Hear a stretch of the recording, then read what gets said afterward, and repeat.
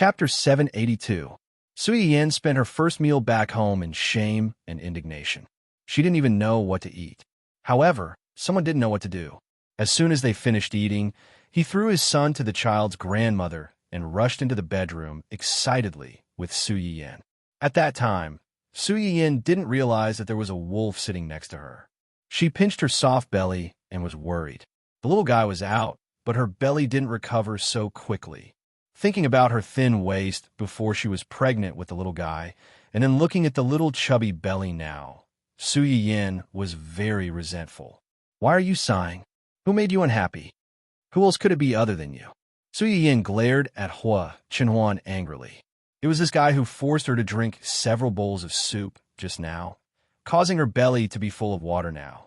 Hua Chenhuan knew what she was angry about. Without thinking, he said, "Well, I was wrong. Don't be angry. It's not good for your health." Suyi-Yin felt like she had punched cotton. Not only did she not calm down, but she was even more depressed. "You're always like this. You apologize whenever you do something wrong. Don't you dare next time." Hua Chenhuan touched his nose a little guiltily and said embarrassedly, "This time, I really don't dare." Suyi-Yin stared at him suspiciously. Obviously, she didn't believe his words. Seeing this, Hua Chenhuan had to try his best to prove his feelings. He said sincerely, "Really, I won't force you to do anything you don't like in the future. You said so before. Didn't you regret it today? I'm just curious." Suyi-Yin raised her eyebrows. "Curious about what?" "Curious about whether those soups are really useful." Suyi-Yin was stunned for a few seconds before she realized what he meant. The expression on her face suddenly froze. She looked at him in disbelief. I didn't expect you to have such a husband. I was wrong about you." After Hua Chenhuan finished speaking, she seemed to realize that she was asking for a beating. She hurriedly tried to salvage the situation by saying, "I was thinking too much. If you don't have it, then don't have it. Anyway, our baby doesn't lack the money for milk powder." It would have been better if Hua Chenhuan hadn't said anything. Once he did, Suyi-Yin's face turned even redder. She glared at him angrily and turned her back completely, refusing to talk to him. Realizing that she had caused trouble again, Hua Chenhuan hurriedly continued to apologize and coax her. After coaxing for a long time, Suyi-Yin suddenly asked, "Do I look ugly like this?" She had just given birth not long ago. Her belly was still very obvious, and her face was still round. Her looks seemed to have been pulled down quite a bit. Of course, only Suyi-Yin thought so. Hua Chenhuan couldn't keep up with his wife's thoughts, but he still said without thinking, "No, in my eyes, you will always be the most beautiful." In his opinion, Suyi-Yin was also good-looking before, but she was a little too thin. She looked as if she would be blown away by a little wind. Now, she was just right. She was a little meaty, not too fat or too thin. She was soft when he held her, and he couldn't bear to put her down.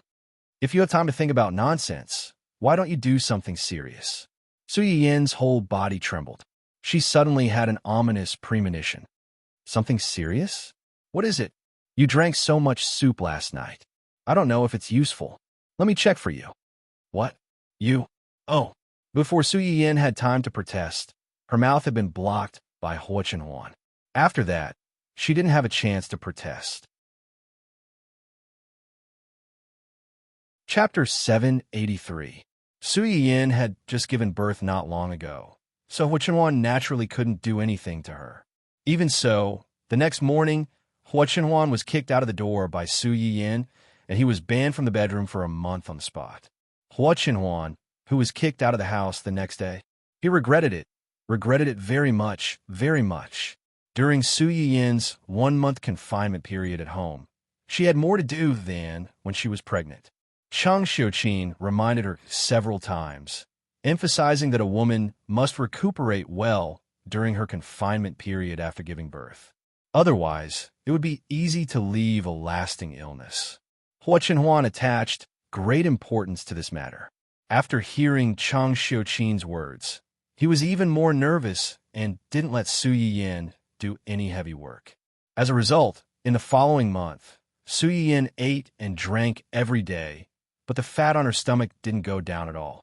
During this period, Su Yiyin also received a lot of congratulations from her family, friends, and company employees.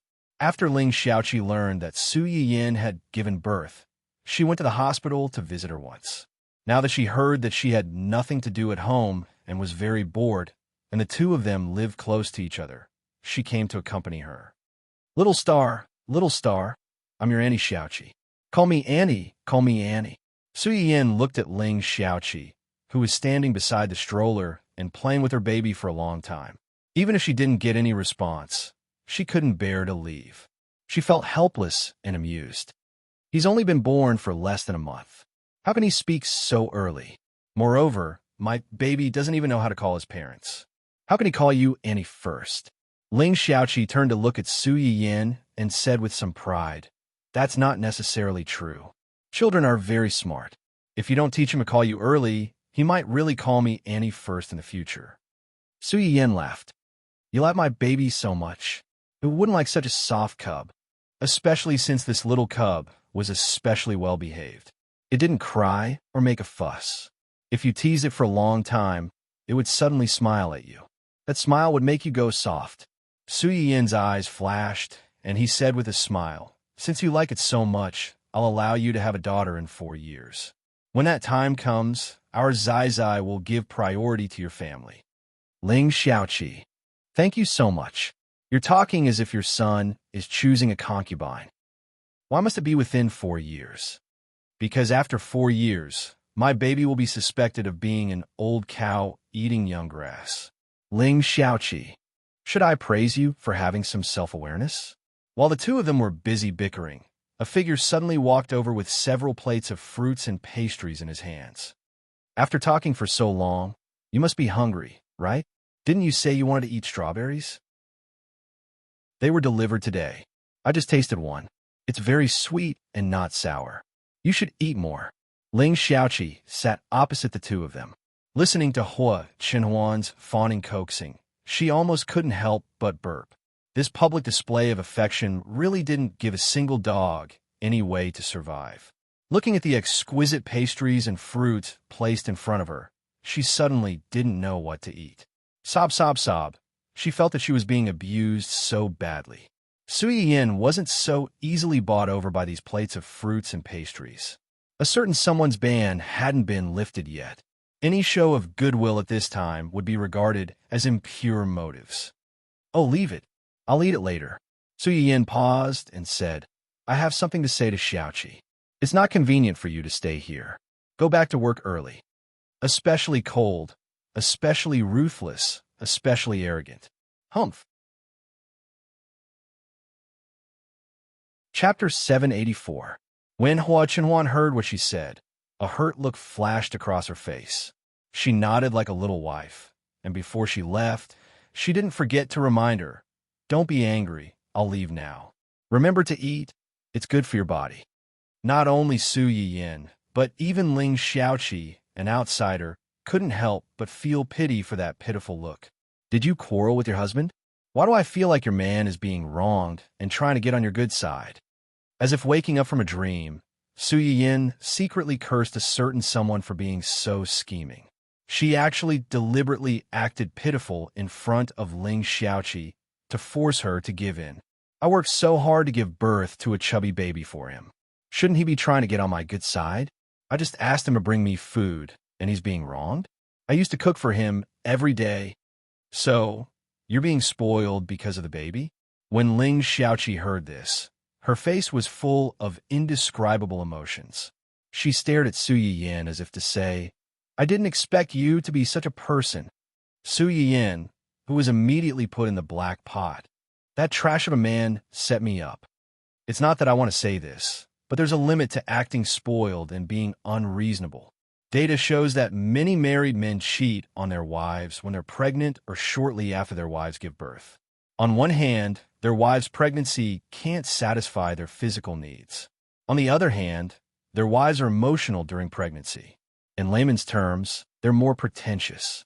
Some men are unhappy at home, and it's especially easy for other little white flowers to take advantage of the situation. Once they're together, it's impossible to stop them.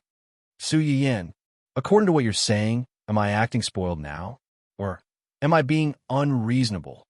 Of course, I'm not saying that it's not good. What's wrong with a wife being a little spoiled after 10 months of pregnancy? Those who cheat during pregnancy are all scumbags. I'm just reminding you not to torment others too much. Look at your man. He doesn't even mind that you're old after giving birth. He doesn't go to his big company and serves you at home every day like you're his ancestor. You're still so noisy. I can't stand it anymore. How many benefits did he give you to make you betray him so quickly? You've changed. You've changed. You're no longer the little angel who always put me in charge. What benefits can he give me? I'm on the side of reason, not family. Strictly speaking, it's for your own good. If I really drive her away, won't you come crying to me? Su Yiyin cried. You dare to raise such a vicious flag? I suspect that you're a spy sent by my opponent to curse me. Also, what do you mean by old and yellow? Are you saying that I'm ugly now? Ling Xiaoqi was stunned. She looked at Su Yiyin from head to toe and said sincerely and tactfully, No, you're now exuding the radiance of motherly love. You're so shiny, so bright. Su Yiyin, what the F***CK is this motherly love radiance? Su Yiyin was full of ambition, but Ling Xiaoqi's words shattered it into pieces. She was in a trance. When Hua Chenhuan came down from upstairs, Ling Xiaoqi had already left. Yuan Yuan was wearing its little apron and walking around, busily making milk for the baby. This care-type robot was only responsible for cleaning the house and trimming the garden since it entered the house. It was really a waste of its talents. Now that there was a baby in the house, its series of functions could finally be put to good use. These few days, it was so busy that it no longer had to worry about its skills rusting due to idleness. Chapter 785. Hua Chenhuan walked down again and found that Su Yiyin was curled up into a small ball on the sofa alone. If he didn't look carefully, he really couldn't find her. Hua Chenhuan was stunned for a moment, thinking that something had happened to her. He hurriedly went downstairs and ran to her. He reached out and touched her forehead. What's wrong? Are you not feeling well? Su Yiyin was also stunned when she saw him suddenly rushing over. She immediately pouted and didn't care that they were still in a cold war. She said aggrievedly, Xiaoqi said that I am now exuding the radiance of motherly love. Does she mean that I'm old? Of course not. Hua Chenhuan retorted without thinking. At the same time, he felt that his wife's mood was a little strange recently, so he couldn't help but worry. However, he temporarily suppressed this worry and coaxed with a faint smile, She means that you have become more mature after giving birth. Mature men are very charming, and so are mature women. I think you're more beautiful and charming now than before. If possible, I want to take this opportunity to hide you at home and never show you to other men outside. Hua Chenhuan's coaxing made Su Yiyin's face look a little better, but she still confirmed again, really? Of course it's true. Hua Chenhuan leaned over and kissed Su Yiyin's forehead. He said meaningfully, instead of spending time and energy thinking about these groundless things, why don't you think about whether you can move me out of the guest room tonight? Move me out? Su Yiyin was held in Hua Chenhuan's arms and snorted like a little piglet. Where do you want to move me? Of course, back to our bedroom. In your dreams. It was fine if Hua Chenhuan didn't mention this. As soon as he mentioned this, Su Yiyin remembered that someone had pretended to be pitiful in front of Ling Xiaoqi before. Say, did you do it on purpose just now? On purpose what? Deliberately pretended to be pitiful in front of Xiaoqi and let her think that I bullied you. You're accusing me wrongly. I just hope that she can help me say a good word and beg for your forgiveness. Hua Chenhuan couldn't help but kiss her. Moreover, as long as you want, I can serve you tea like today, every day as long as you can calm down. Su Yiyin was not really angry that she drove Hua Chenhuan to sleep in the guest room. But it's a month. Hua Chenhuan stared at her with puppy eyes. His expression was very similar to the pitiful look of a hungry puppy asking for milk. Can't you make an exception? Since you bullied me that night, I should have let you sleep in the guest room for a few days. Let's see if you still dare to do it in the future. When Hua Chenhuan saw how resolute Su Yiyin was, she knew that there was no turning back. Hence, She did not continue to harp on the matter. Instead, she was calculating in her heart how high the success rate of a sneak attack would be in the following days. Fortunately, Su Yiyin did not have the ability to read minds and did not know what Hua Chenhuan was thinking. Otherwise, she would have to sleep in the guest room for another month. It was not easy to coax Su Yiyin into forgetting about Ling Xiaoqi's words. However, Hua Chenhuan took Su Yiyin's abnormal behavior to heart. The next day, she secretly consulted a private doctor behind Su Yiyin's back. The conclusion she got was that she was suffering from mild postpartum depression. Chapter 786. From your description, your wife does have some symptoms of postpartum depression. However, it should still be in a relatively mild state. The fact that you can discover it so early shows that your relationship with your wife should be very good. This is also a good thing. Early detection and early treatment can control it early. If it is delayed for too long, it may become more serious and difficult to treat. Hua Chenhuan heard his words, but did not comfort him at all. She frowned and said, "Her mood has been fluctuating a little recently. Is this also the reason?" Yes. Many people only know that pregnant women have mood swings during pregnancy and can't control them. In fact, the period after giving birth is the most difficult period for pregnant women. During this period, they are under a lot of psychological pressure, and their emotions are not easy to control. They are also relatively sensitive in all aspects and are very easily affected by external things. Hua Chenhuan was silent for a moment and asked in a deep voice, "External things? What kind of external things cause this situation?" There are many factors that cause postpartum depression. The more common one is that the relationship between the husband and wife, or even the mother-in-law and daughter-in-law, is not harmonious. The husband and wife relationship in their family had always been good, and there was no conflict between the mother-in-law and daughter-in-law. This reason was obviously not valid. It could also be that the pressure of taking care of the child is too great.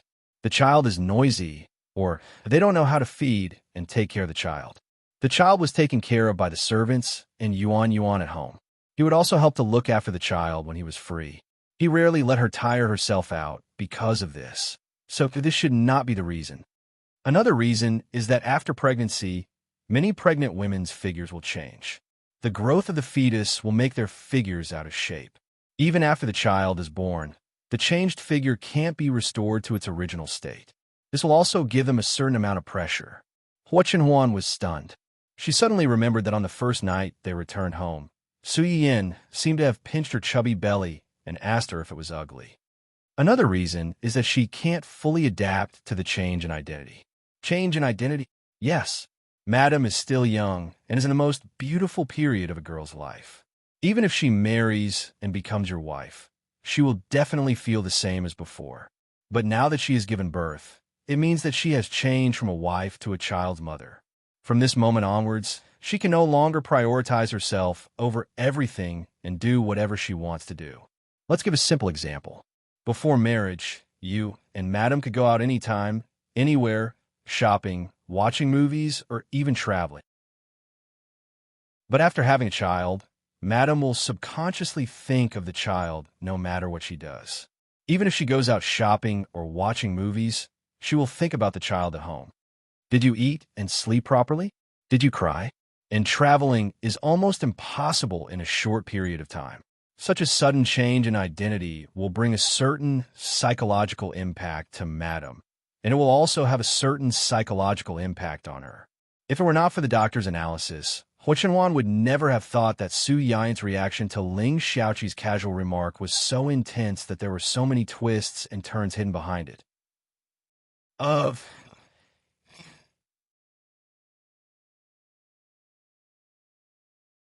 Chapter 787. The doctor gave a lot of suggestions, and Hua Chenhuan carefully noted them down one by one. Since then, Su Yiyin felt that Hua Chenhuan had changed. It was not that she had changed for the better, but that she had become more clingy. Other than the necessary meetings and urgent company matters, Hua Chenhuan basically stayed at home and tried to find food for her to eat.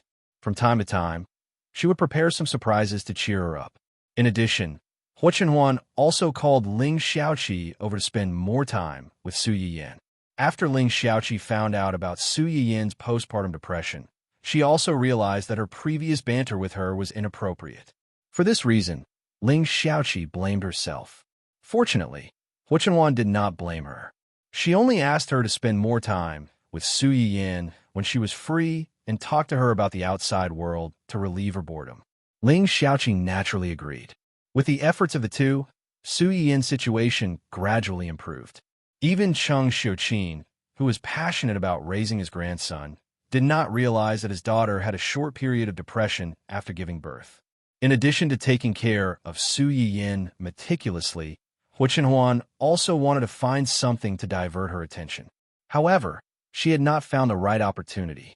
However, things soon came knocking on her door. As the baby's 1-month-old birthday approached, there was good news from the Research Institute. The medicinal seeds that Su Yiyan had previously given to the Research Institute, such as lotus seeds, wolfberries, Chinese motherwort, red dates, and other medicinal herbs that had a relatively short planting cycle, had been harvested and could officially be sold on the shelves. This could be said to be a great benefit for the loyal viewers who had been waiting in line for more than a year and had yet to make a reservation. As soon as the Research Institute made the announcement, the viewers in Su Yiyan's live broadcast room spontaneously acted as the tap water. All kinds of retweets, comments, and likes came like a dragon.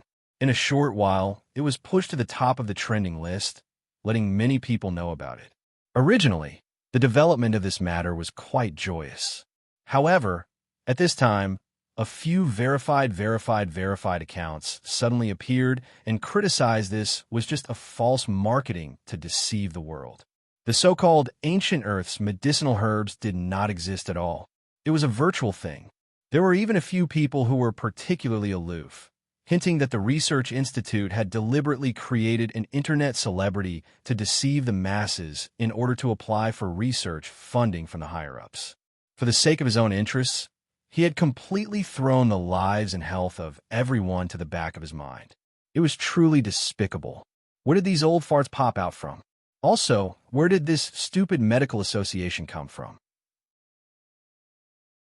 Considering that his younger sister had just given birth, Su Yuxuan, who had successfully taken over his younger sister's work and contacted the Research Institute to promote the Chinese medicinal herbs to the market, almost couldn't help but swear on the spot. Although not many people paid attention to those verified accounts, if one were to search for them, they would find that these people were basically the seniors of the medical association. In the eyes of ordinary people, they were representative, authoritative figures and professional insiders.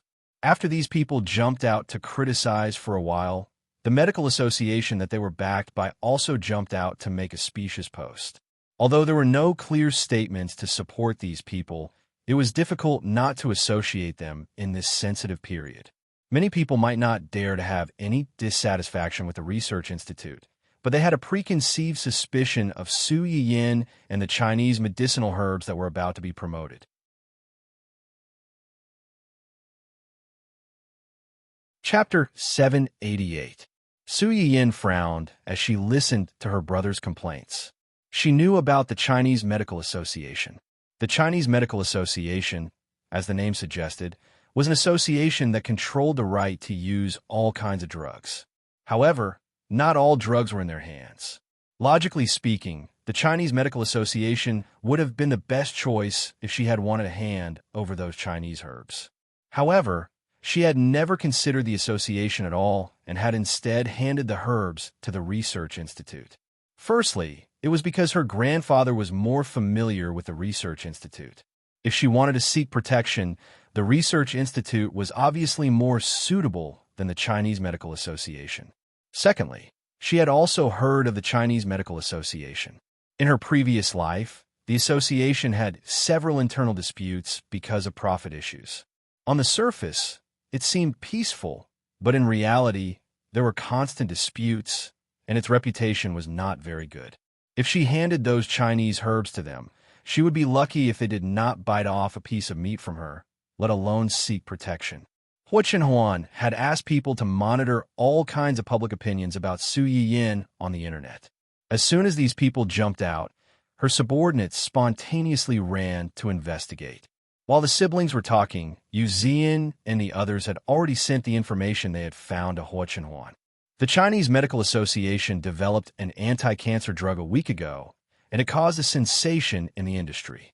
Su Yiyin narrowed her eyes and sneered. No wonder. It seems that we have touched someone else's cheese. They had just developed an anti-cancer drug, and the Research Institute had announced that they would promote Chinese herbs. It was impossible to say that this had no impact on the Chinese Medical Association, which had always had the right to speak about drugs. However, this matter could have been a win-win situation for both sides, but the Chinese Medical Association had obviously not considered this point. Instead, they had directly sent the Chinese herbs and the Research Institute to the teeth of the storm. Did they really think that they could cover the sky with one hand and do whatever they wanted? Did they really think that they could do whatever they wanted and look down on others? Su Yiyin sneered. No matter how good a thing was, as long as it was related to capital, it would become utilitarian and sharp. Take drugs, for example. They were supposed to be used to save lives and heal the injured, but in the end, they had become a tool for businessmen to pursue fame and profit. The Chinese Medical Association has a reputation, and these old guys have some reputation in the industry. I'm afraid this won't be easy to handle. What do you plan to do? What do you mean? You don't have to do anything. Do nothing. Isn't that? Su Yuxuan looked at her sister. She almost thought that she had lost her mind after being pregnant for 3 years. She was so upset that she had given up on herself. What's the hurry? The promotion of Chinese medicinal herbs was only the first step.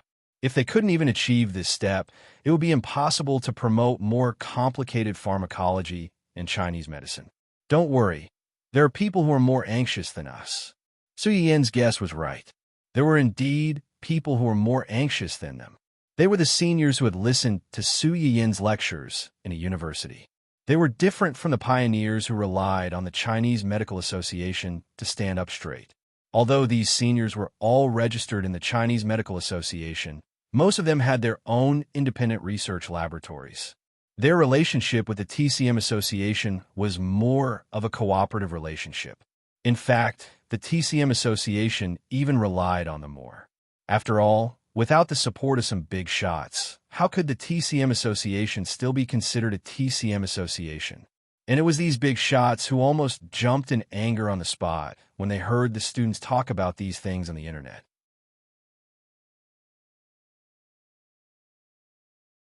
Chapter 789.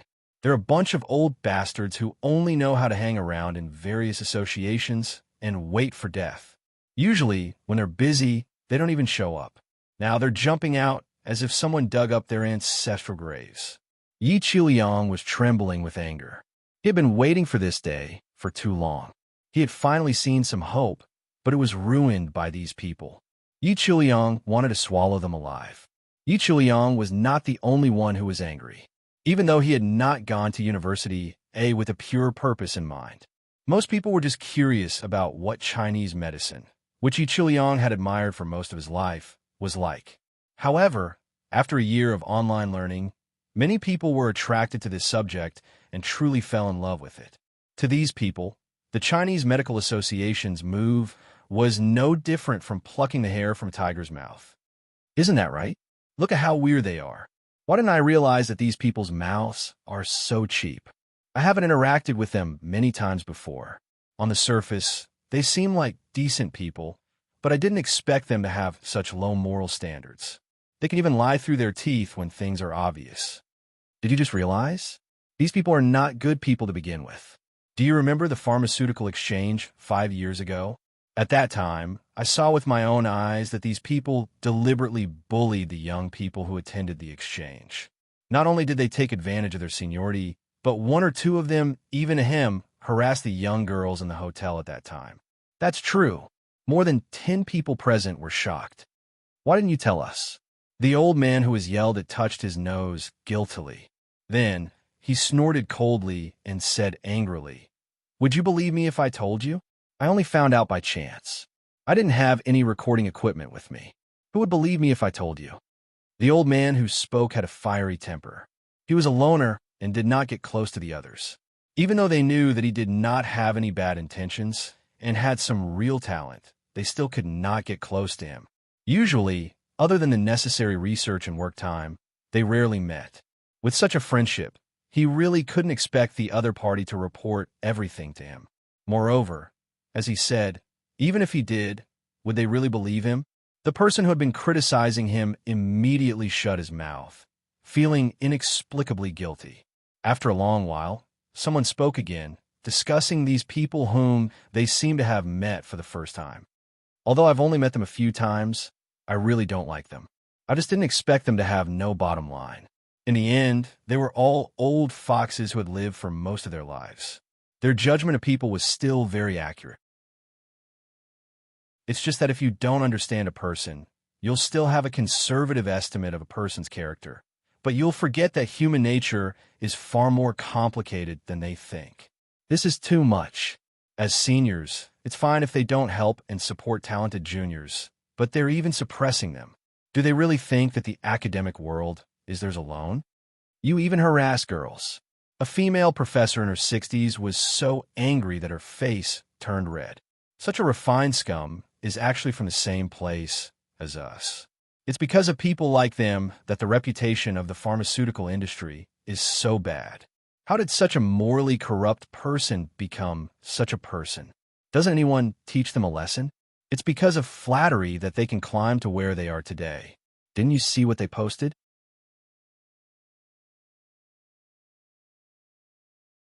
Chapter 790. As soon as he said that, everyone present fell silent. On the surface, these so-called seniors were accusing the industry of being fake and exaggerated, warning the public not to be deceived. However, everyone present could tell that the Chinese Medical Association was fanning the flames behind the scenes. They were using these people's words to deliberately suppress Chinese medicine. As for why they were doing this, of course, they were afraid that Chinese medicine would really be useful and affect their monopoly on the medicine market, which would affect their way of making money. The main problem is still with the Chinese Medical Association. I used to think that they were unscrupulous, but I didn't expect. It's not strange. The Chinese Medical Association is no longer the same as it was 20 years ago. They've changed so many foremen, and each generation is worse than the last. In recent years, they've even gotten a few laymen to manage it. They've turned a good place into a mess. How can it still be like before? Everyone present was more or less disappointed when they heard that. Although they were only part of the association in name, they were actually very close to the first president of the association. When the association was established back then, they had also contributed a lot. Unfortunately, the president later passed away due to illness, and the upper management of the association had changed several times. Everyone watched as the place gradually became unfamiliar, but they could do nothing about it. In the end, they simply stayed in name and did not participate in their internal affairs. This had been going on for many years. During this period, some businessmen in the association did not use their names to show off. As long as they did not go overboard, they tolerated it for the sake of the first president. However, this time, I think they've been too complacent over the years. They've forgotten their own capabilities and their original intention of establishing the Chinese Medical Association back then. As soon as Yi Chuliang said this, everyone fell silent again. After a long time, someone finally asked, "What are you going to do? We've already come to this point. What else can we do?" Everyone looked at each other and had an answer in their hearts. When the Chinese Medical Association first discovered that people were discussing Chinese medicine online, they did not pay much attention to it. In their opinion, even if this was true, these Chinese medicine would definitely be very delicate since they would become extinct during the migration process. Even if they could really grow and survive, they would definitely not be able to promote it to the whole nation. It would not affect them. It was this contempt that caused them to be in an awkward situation at this moment. A week ago, they chose the most appropriate time to announce the news that the cancer drug was about to hit the market, which caused a sensation. In the end, this popularity only lasted for less than a week. It was actually suppressed by the Research Institute, a Chinese herbal medicine that came out of nowhere. The higher-ups of the TCM Association were furious when they found out about this. They also felt an unprecedented sense of crisis in their hearts. Over the past few years, the TCM Association had been the dominant force. There was almost no one in the industry who could compete with them. Over time, they had become accustomed to this comfort and took it for granted. Now, an unknown factor had suddenly emerged, and this unknown factor was backed by the Research Institute. After everyone panicked, their unanimous reaction was to strangle it in the cradle before it truly rose. For this reason, they reacted quickly. They found a few obedient seniors and asked them to set the pace on the internet. At the same time, they mobilized the Internet Water Army and the official account of the Chinese Medical Association to ensure that Su Yiyin and the researchers were implicated. There was no way to clear their names.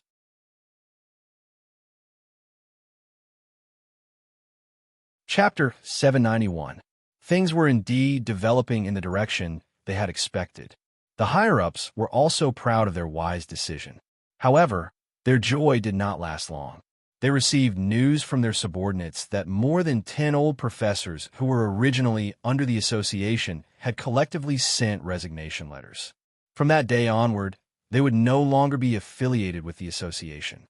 This news was like a bolt of lightning that struck the association. The people inside were thrown off their feet. Associations like theirs were actually similar to some special enterprises. Every year, they would apply for a sum of money from the higher-ups for experimental research and internal operations. They would use this money to conduct research and experiments on new drugs to make profits. However, the prerequisite for applying for this sum of money was that there had to be at least 20 professors in the relevant fields in the association.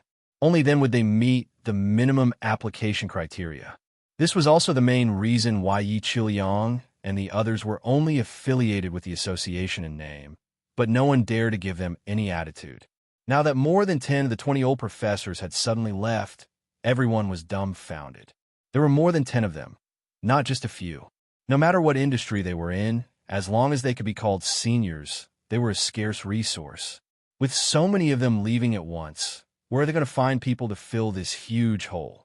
After the president of the association recovered from his shock, he immediately rushed to the Human Resources Department and asked for the phone numbers of the old professors. He called them one by one. In the end, either they could not get through, or they hung up the moment they heard his self-introduction.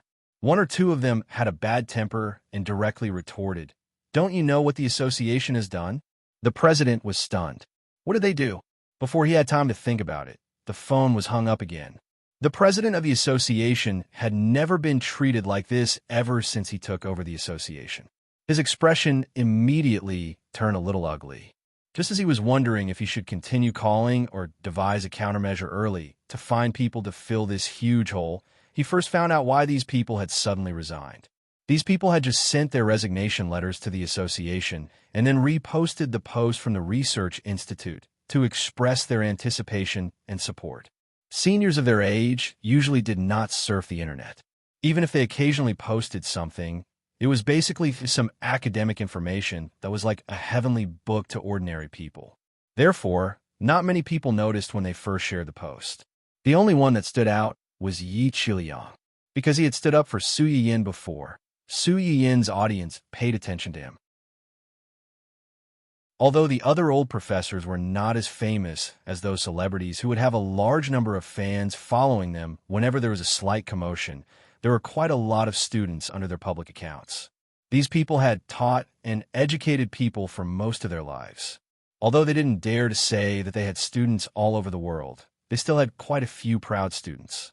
Once they saw that their teacher, who had been silent for 10,000 years, suddenly had a new situation, many people immediately chased after him. After figuring out the ins and outs of the matter, those who had money paid for the promotion, and those who had money pulled others to help with the promotion. This pushed all of them into the public eye. At this moment, the debate between the Research Institute and the Chinese Medical Association on the internet had yet to die down. Suddenly, a bunch of unfamiliar names suddenly appeared on the internet. The onlookers were all dumbfounded, not knowing what to do. If you don't understand, Just ask. What's the situation with these people? They seem to be old accounts that they don't use much. Could it be that they are some low-key big shots? Subway Grandpa, looking at mobile. JPG.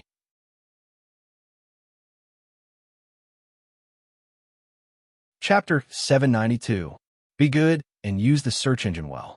There will be a surprise. In the face of the unknown, some people would wait for others to come back and explain it to them, while some people would find out the truth by themselves when others asked them to explain it to them. F***. They're back after the investigation. I'm a little dazed now. Most low-key people are really big shots. F***. No wonder some of the names here look familiar.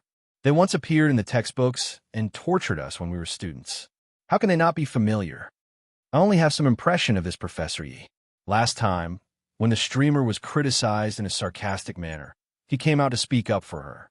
At that time, someone asked me to explain this big shot's life history. Now that I think about it, it still feels magical. People always feared and worshipped powerful people, especially those who appeared in the textbooks. Many of them were the goals that students work hard for. Yi Qiliang and the others had many professional fans. It was rare for them to meet a professional in the entertainment industry, so they naturally had to give their mentors enough face. One by one, they told them about the glorious history they had caused. A few of the old professor's students even quarreled over whose mentor was more powerful. The way they quarreled was by constantly throwing their mentor's research results and past glory at each other. The netizens who silently witnessed the fight between the immortals were speechless. They were just watching the show. Why did they have to accept being crushed by geniuses? The aggrieved underachievers almost cried out loud. This show is giving me indigestion. As an underachiever who barely passed, I'm actually watching the gossip of a big shot. Oh, I'm not worthy. These words were the thoughts of all the underachievers present. Soon, someone realized that something was wrong. Am I seeing things? A few of these people are members of the Chinese Medical Association, according to their online information. But didn't the Chinese Medical Association just tear apart the female streamer and the researcher not long ago? What's going on now? Are they slapping themselves in the face, or are they fighting among themselves? Yes, I noticed it too. It's just that I didn't dare to say anything when I saw a bunch of immortals fighting. I was afraid that I would be implicated. Their doubts soon brought the topic back to the beginning. It was about whether these people were internal members of the TCM Association, whether there was internal strife in the TCM Association, and why. This time, whether the popularization of Chinese medicinal herbs in the Research Institute was related to the internal strife, or if they were just innocently involved and suffered an unexpected disaster. A series of topics continued to ferment. Many media outlets smelled a trace of something unusual and began to make up all kinds of melodramatic guesses. By the time the higher-ups of the association realized that things were completely out of control, it was already too late to contact the seniors and beg for mercy. Yi Qiliang and the others released a joint statement not long after someone mentioned their identities as members of the Chinese Medical Association. He expressed that he did not agree with the current philosophy of the TCM Association and that he would withdraw from the TCM Association as of today. From now on, he would go his separate ways.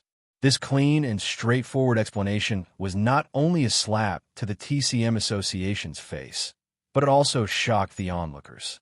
Soon after, an insider revealed that more than a dozen seniors of the TCM Association had submitted their resignation letters because they were dissatisfied with the new decision of the higher-ups of the TCM Association to suppress the Research Institute. They had completely announced their departure from the TCM Association.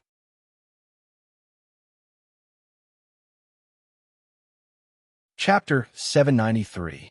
This revelation could be said to have completely torn off the hypocrisy of the Chinese Medical Association. It also made many people begin to suspect the intentions of the few verified accounts who suddenly appeared to question Chinese medicine. They were all authoritative figures, but those people's reputation, status, and achievements could not compare to Yi Qiliang and the others. When both sides were professionals, outsiders would naturally be more willing to believe the more capable side. Even if the Chinese Medical Association's Crisis Public Relations Department immediately sent a lawyer's letter to warn the so-called insider, it could not win back the hearts of the people. You think it's not true just because you say so? Then why don't you tell me why they suddenly withdrew from the association so forcefully? Anyone with half a brain would know that a large number of big shots suddenly left the association. There must be a big change in the association. Why don't you tell me the reason? Do you really think the netizens are fools?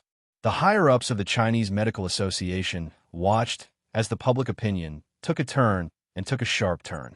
Not only did they not trick anyone, but they also caused trouble for themselves.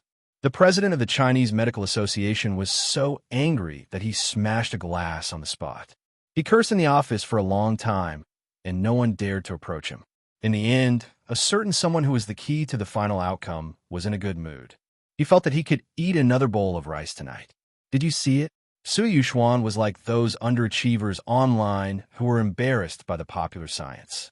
He watched in disbelief as these big shots, who he had only heard of but never seen before, popped up one after another to speak up for his sister and support the research institute.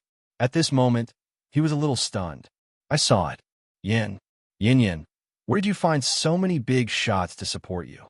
Could it be Grandpa? No, Grandpa's connections are mainly at the research institute. These people in the Chinese Medical Association. Okay, no need to guess. Su Yin listened to his brother's nagging and raised his chin slightly with a little pride. These are all my favorite students. Favorite students? Su Yuxuan's expression froze. He said in disbelief, Did I hear wrongly? You said they're your students? How old are you? How can you be their teacher? And people like them, what can you teach them? Su Yin was both angry and amused when he heard this. Do you look down on your sister that much? This is not a matter of whether I look down on her or not. Su Yin looked at him with a faint smile. What is it? Su Yuxuan's intuition told him that something was wrong. He frowned slightly and turned to look at Huo Chenhuan. To confirm, is what she said true? Huo Chenhuan knew what was going on. He nodded and replied, Yes. Su Yuxuan felt as if he had been struck by lightning. His suspicious gaze shifted between the two of them. He clearly suspected that the couple had teamed up to tease him. Su Yin could tell what Su Yuxuan was thinking at a glance. She rolled her eyes helplessly and explained the whole story to him. Strictly speaking, I should be considered half their teacher, right? Su Yuxuan was even more dazed when he heard this. His sister had actually taught these big shots and was loved by them. Su Yuxuan took some time to digest this huge amount of information. Then, as if he had been provoked, his eyes widened. He pointed at Su Yin and shouted, Vixen, give me back my sister. Su Yin.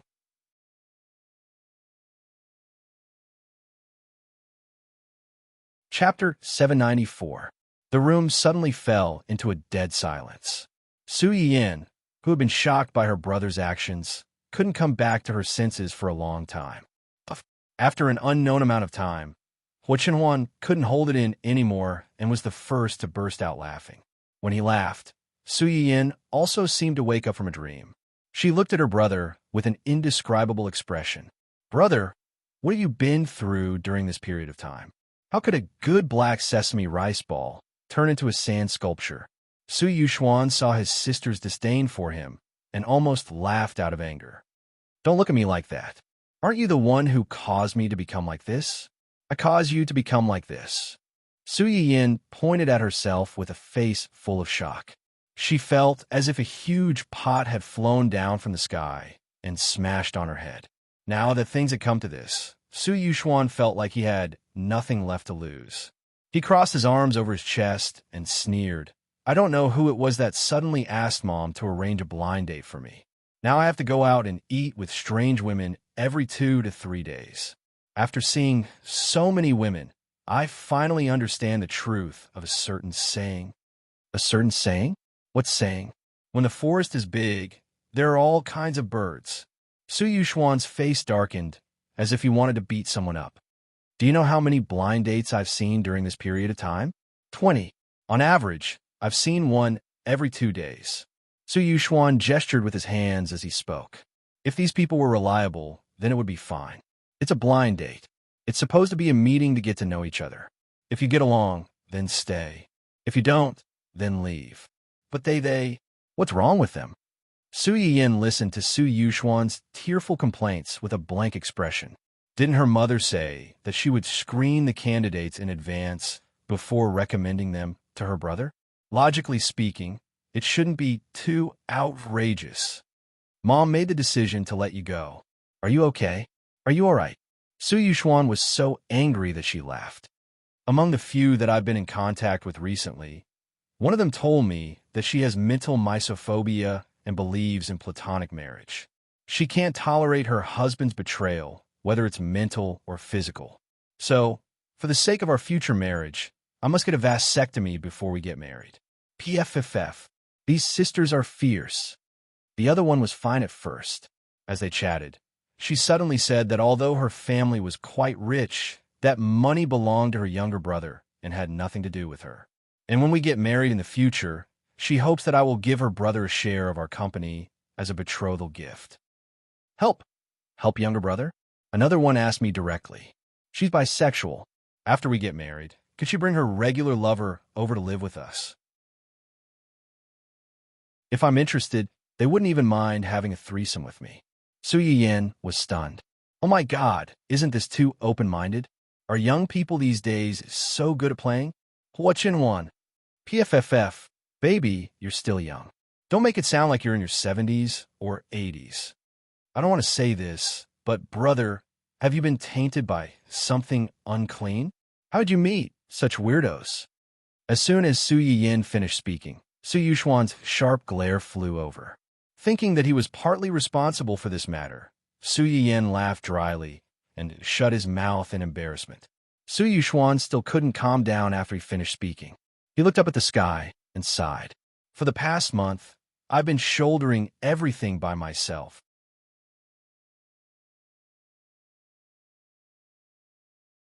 Chapter 795. Su Yiyin felt goosebumps all over her body when she heard his sad aria. But when she remembered that she was the one who brought it up first, Su Yiyin couldn't help but feel a little guilty. She coughed lightly and said, "You can tell Mom about this. Mom has already screened the blind dates for you, but it's inevitable that some fish will slip through the net. If you tell her, she'll know who to screen next time, and you'll suffer less." To be honest, Cheng Xiuqin couldn't be blamed for this. Except for the last one, if they didn't mention the first two, they might not have been able to find out. With Su Yuxuan's ex-girlfriend as an example, Cheng Xiuqin first investigated the other party's character. Strictly speaking, there was nothing wrong with mental cleanliness, but it was a little inhumane to ask Su Yuxuan to get a vasectomy. Although the sister-supporting demon was a little scary, it was also related to the other party's family environment. You could dislike it and be unwilling to jump into the pit, but you didn't have to be too critical. As for the last one, it wasn't something to be proud of in a rich family, so the family naturally took pains to hide it. But he didn't expect his daughter to be so honest and reveal it herself as soon as they met. He didn't know if it was because she was confident in her family background or because she saw Su Yuxuan's gentle and honest appearance, but she felt that he was easy to bully. In the end, it could only be said that Su Yuxuan was too unlucky. There were such weirdos every year, but there were especially many this year, and he encountered all of them. Forget it. Su Yuxuan had already given up on treatment. Just treat it as a free social beating to accumulate experience. After seeing so many weirdos at once, he wouldn't be too surprised if he met any more idiots in the future. And after seeing so many women with strange ideas, his judgment of people would improve slightly in the future. He would treat it as a preparation for his discerning eyes to find his future wife. But if this situation continued, Su Yuxuan wasn't sure if he would go crazy first or become numb first. Let's not talk about this anymore. Since they've stood up for you, what are you going to do about the research institute? What else can I do? Su Yiyin chuckled. Of course, it's a cold dish. Therefore, not long after the two sides were in an uproar, Su Yiyin finally logged into the public account used for live streaming and posted status. This was the first time Su Yiyin appeared in the eyes of her live stream viewers after 3 months. Yinyin's little kitchen Buy it or not. I've been busy feeding the baby recently, so I don't have time to play these schemes with you guys. As soon as this post came out, there was a mix of fans and haters.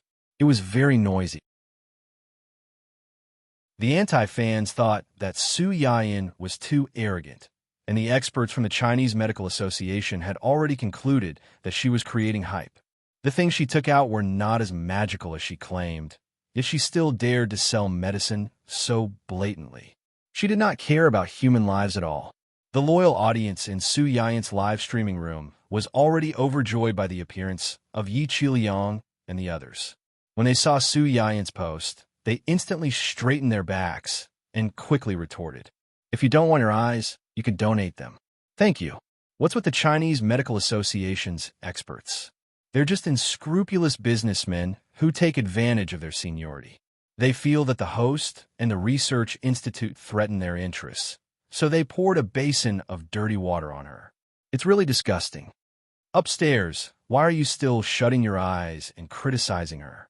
Even if you don't ask us old viewers, you should ask the big boss's students if they agree.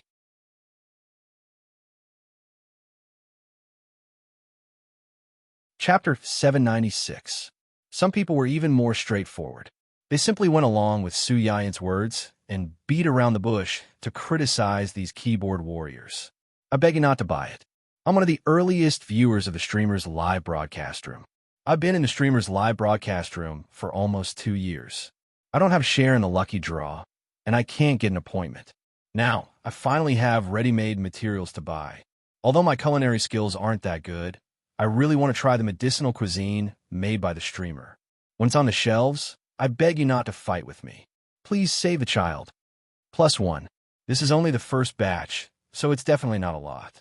I can already see the grand occasion of tens of millions of viewers in the streamer's live broadcast room, fighting for a few medicinal cuisines.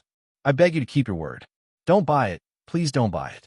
Give us, the old viewers, a chance to spend money.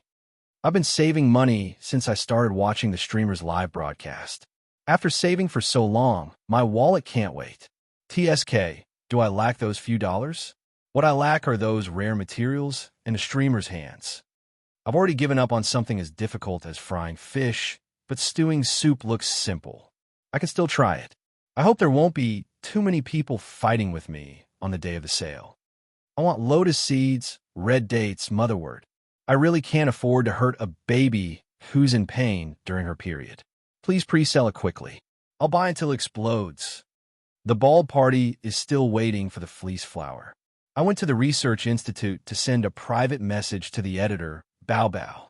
They said that the cultivation has already begun, but it'll take at least 2 years for it to mature and be sold. I envy those who can buy it now. I can even send a private message to the editor of the Research Institute. No, I have to ask too. By the way, I'll ask when the public herbs will be available for pre-sale. In an instant, the viewers, who seemed to have their conception and governing vessels opened up, were too lazy to care about these keyboard warriors. They rushed to the public account of the Research Institute to harass the editor and ask when the medicinal herbs they were longing for would be available for sale. Some of Su Yin's haters, together with the paid posters hired by the Chinese Medical Association, seriously and conscientiously slandered him for a long time. In the end, they were mocked and ridiculed from all directions. In the end, they were completely ignored. They were so angry that they almost smashed the keyboard of their subordinates. Similarly, Yi Qiliang and the others were also deeply vexed. Right now, they were filled with regret. Very, very regret. Before they spoke up for Su Yiyin to the Research Institute, why didn't they think that they could actually wait for them to buy the first batch of medicinal herbs in the chaos before coming out to clear their names? In that case, there wouldn't be so many competitors. When they bought the herbs, they could directly popularize the herbs on their accounts. They could even test the ingredients of the herbs on the spot. Wouldn't that be more convincing? What a miscalculation. All of a sudden, the big shots who had called back countless competitors were regretting it so much that their intestines turned green. But that was just a thought. If they could do it all over again, they would probably still stand up. Everyone had preconceived notions. If they did not stand up for Su Yiyin at this time, No matter how much they said later, some people would stubbornly think that they had been bribed and were quibbling. Otherwise, why didn't he say anything at the beginning and only came out now that everything was calm? Was he trying to clear his name? Therefore, despite their heartache, Yi Qiuyang and the others did not dwell on it for too long. They quickly composed themselves and contacted their students in the research institute. They hoped that these people would give them the green light to buy a few more medicinal herbs as teaching materials since they had taught them for a period of time.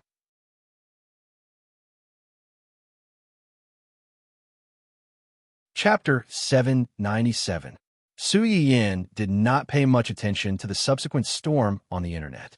Just like the status she had posted, buy it or not, take it or leave it. She had only taken out those Chinese medicinal herbs in the hope that she could help some people in need while seeking refuge. After handing the herbs over to the research institute, old Master Cheng gave her a small research and planting factory in order to make the Chinese medicinal herb masters famous. The Chinese medicinal herbs that the Research Institute had announced to be produced were grown by this factory in cooperation with the Research Institute's technicians. Most of the people in this factory were old Master Cheng's former subordinates and were trustworthy. After Su Yiyin took over the factory, she did not spend much time managing it. She only asked the people inside to cooperate with the Research Institute's technicians and plant the herbs well. She did not expect to make money from this. Opportunities had to be grasped by oneself. Just like how you could never wake up a person who was pretending to be asleep, you could never save a person who was determined to die. For Su Yiyin, those people who clamored not to buy the herbs did not affect her. There were so many people in the world, and there were always people who knew what was good for them. She would not lose anything. On the other hand, those who could have used these herbs to treat their illnesses would miss the opportunity to relieve their pain because of others' opinions. In this way, who would be at a disadvantage? Su Yiyin was not a saint, and she did not have the habit of raising ungrateful people. Those who believed in her would naturally believe her, and those who did not, she would not force them. She did not owe them anything. Su Yiyin had no intention of getting entangled with these people, but Hu Chenhuan did not have such a good temper.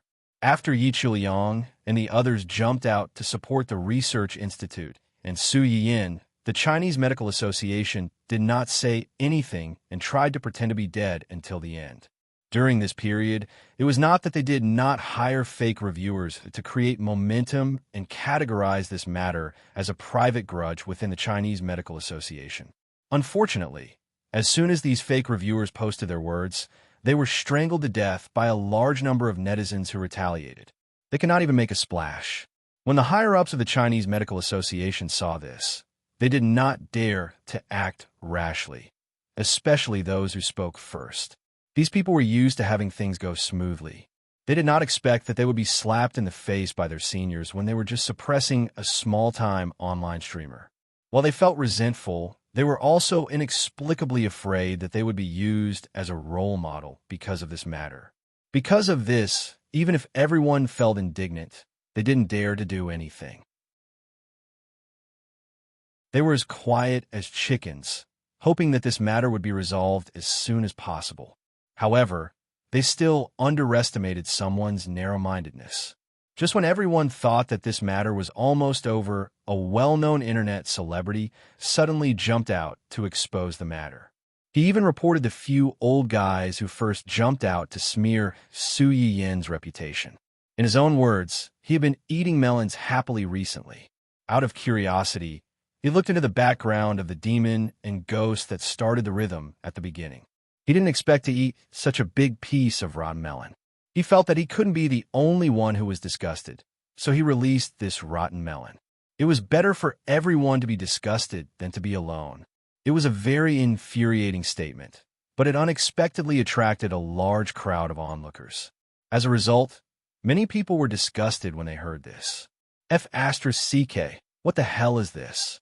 Plagiarizing results, suppressing newcomers, harassing waitresses, embezzling public funds for kickbacks? What kind of demons and ghosts were these? It's so disgusting that I want to vomit.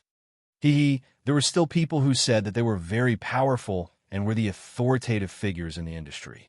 They use these people's sarcastic words to smear our streamer. Does your face hurt now? These are the seniors that you admire? I think they're more like old beasts.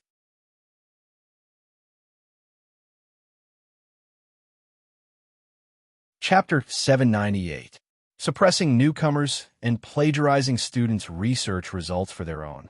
How can they be mentors? They're a disgrace to the academic world. I'm about to throw up. I've always thought that these old guys looked weird. They had white eyes and hooked noses.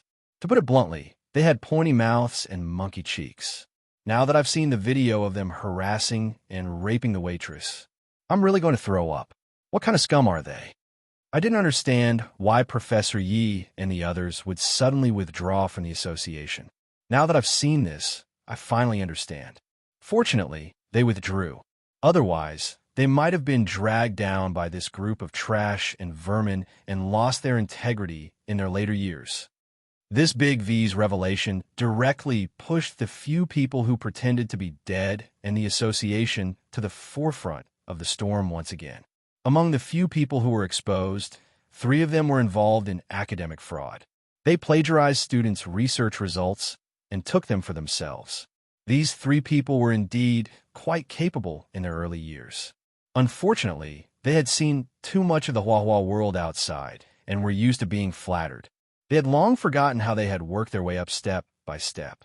After years of sensual pleasures, how could they be expected to spend as much effort on academics as before and produce amazing research results? In order to protect their positions in the association, they began to take unconventional measures. They recruited talented students and took their research results for their own use to improve their reputation.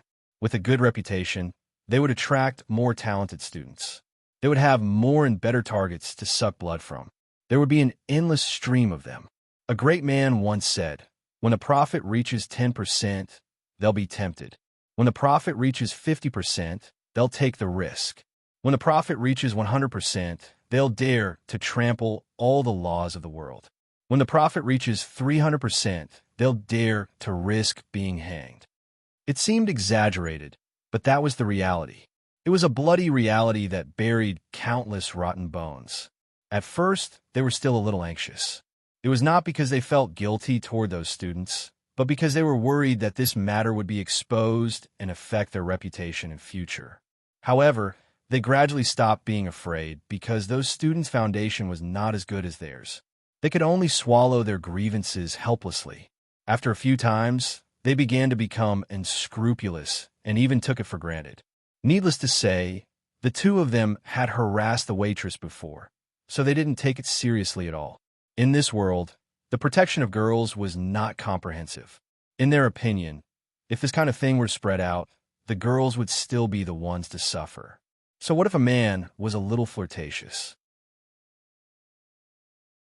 Who knows? There might even be some D*CK cancer who would turn around and scold the girl for being shameless and seducing him on purpose.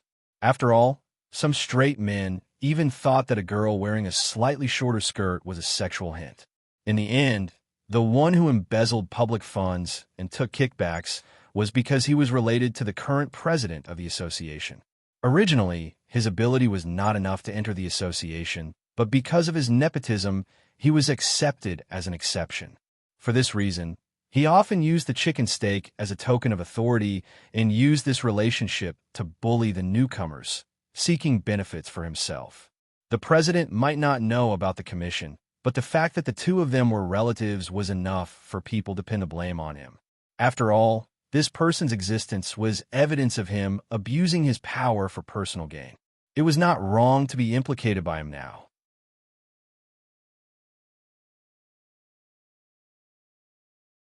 Chapter 799. Yi Qiuyang and the others did not expect there to be a follow-up to this incident. After carefully reading the news, they were inevitably shocked. Preposterous. Preposterous. These people are really rotten to the core. The other people's faces did not look good either.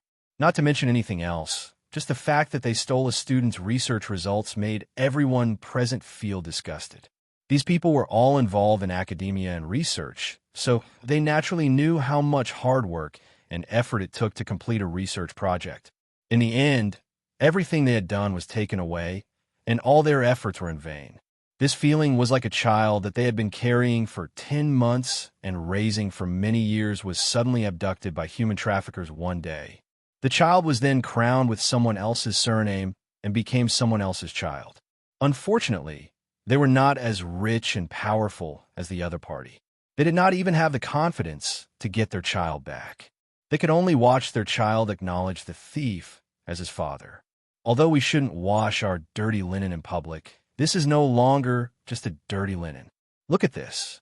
One of the old professors sighed and pointed at the people who had suddenly jumped out in a few minutes to prove that the news was true. Skipping over the emotional parties, who looked as if they had gotten their revenge, one of the non-parties who leaked the information attracted a lot of attention. This informant claimed to have grown up with one of the people whose research results had been stolen. They used to be schoolmates. He accurately said that his friend's research was plagiarized back then and posted some of the original manuscript online to prove that the research was indeed the result of his friend's own research. Onlookers loved this kind of news the most. It was satisfying and not tiring.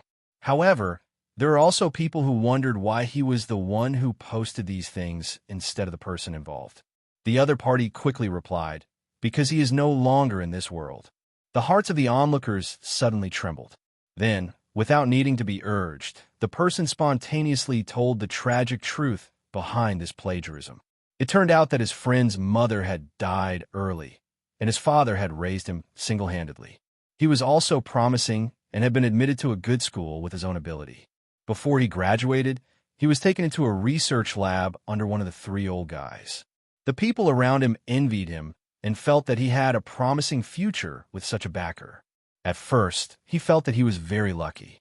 However, just as he was about to graduate and his research was about to bear fruit, his father suddenly fell seriously ill and needed a large sum of money for treatment. At that time, his friend had tried his best to produce results because only then could he get the money to treat his father, prove his ability, and find a good job to support the family. It was easy to imagine what would happen in the end. The results that he had worked so hard for were snatched away by his mentor. The reputation that he deserved and the money that could save his life, he didn't get any of it. His father didn't have enough money to pay for his treatment and passed away soon after. Not only that, but someone was worried that he would make a scene because of this matter, so he deliberately framed him with the crime of theft, leaving a black mark on his file so that no company would be willing to hire him.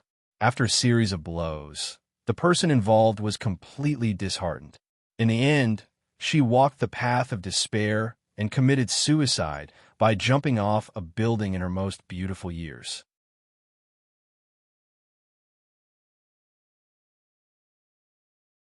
Chapter 800. Other than the people in the industry who had a deep understanding of the situation, most of the netizens only treated it as an interesting piece of news. Now that they suddenly discovered that this piece of news involved human lives, these people no longer dared to treat it as an interesting and insignificant piece of news. Of course, it was not that no one questioned why such a terrible thing was not exposed back then and only revealed now. The other party also quickly replied, "Back then, someone covered the sky with one hand, and the victims had no way to appeal.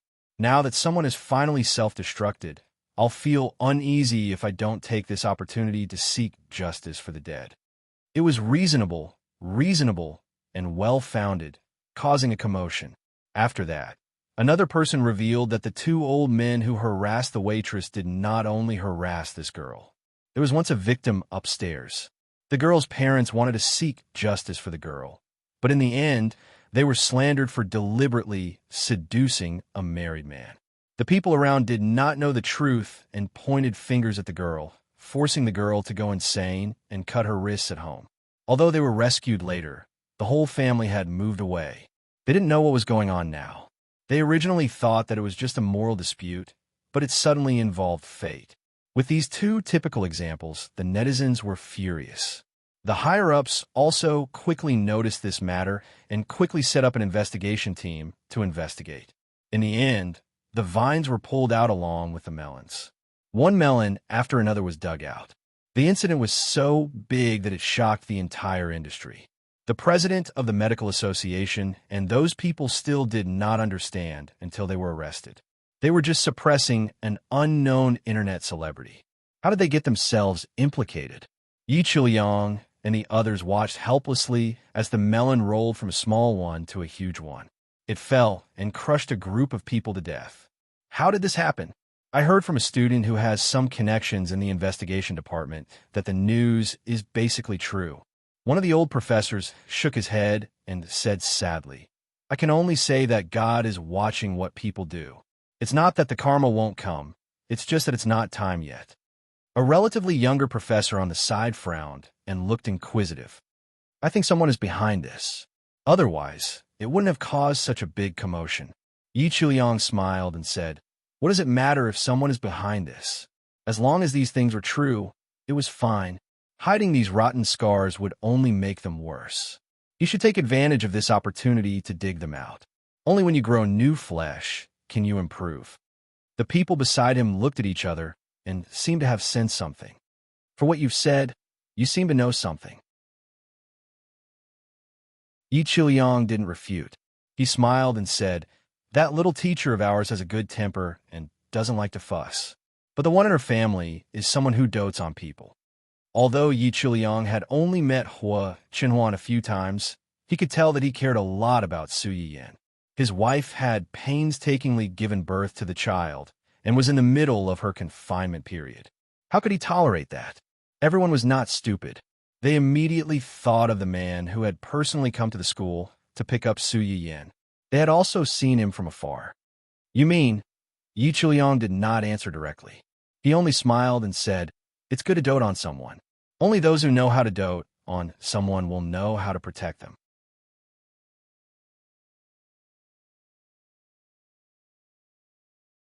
Chapter 801. Su Yiyan went offline after she posted that post, so she did not see the chaos that followed. What she posted at that time was not considered a lie. She was about to finish her confinement and was busy preparing for her baby's full moon celebration. Hua Qinhuan remembered the doctor's words and did not stop her from doing these things. She only asked the family to cooperate with her and not let her be too tired. Previously, the background for little Kanji's full moon celebration was the azure blue of the sea. Su Yiyan wanted to give her baby a party that was different from others, so she naturally did not choose this color. After thinking about it, she finally decided to use bright yellow as the main color, which was just right for his name. The venue for the full moon celebration was a hotel under Zheng Qinyang's name. This hotel was transferred to the little guy's name when he was born. Before he came of age, it was temporarily under Su Yiyan's care. In Zheng Qinyang's words, he had nothing in his hands except for these properties.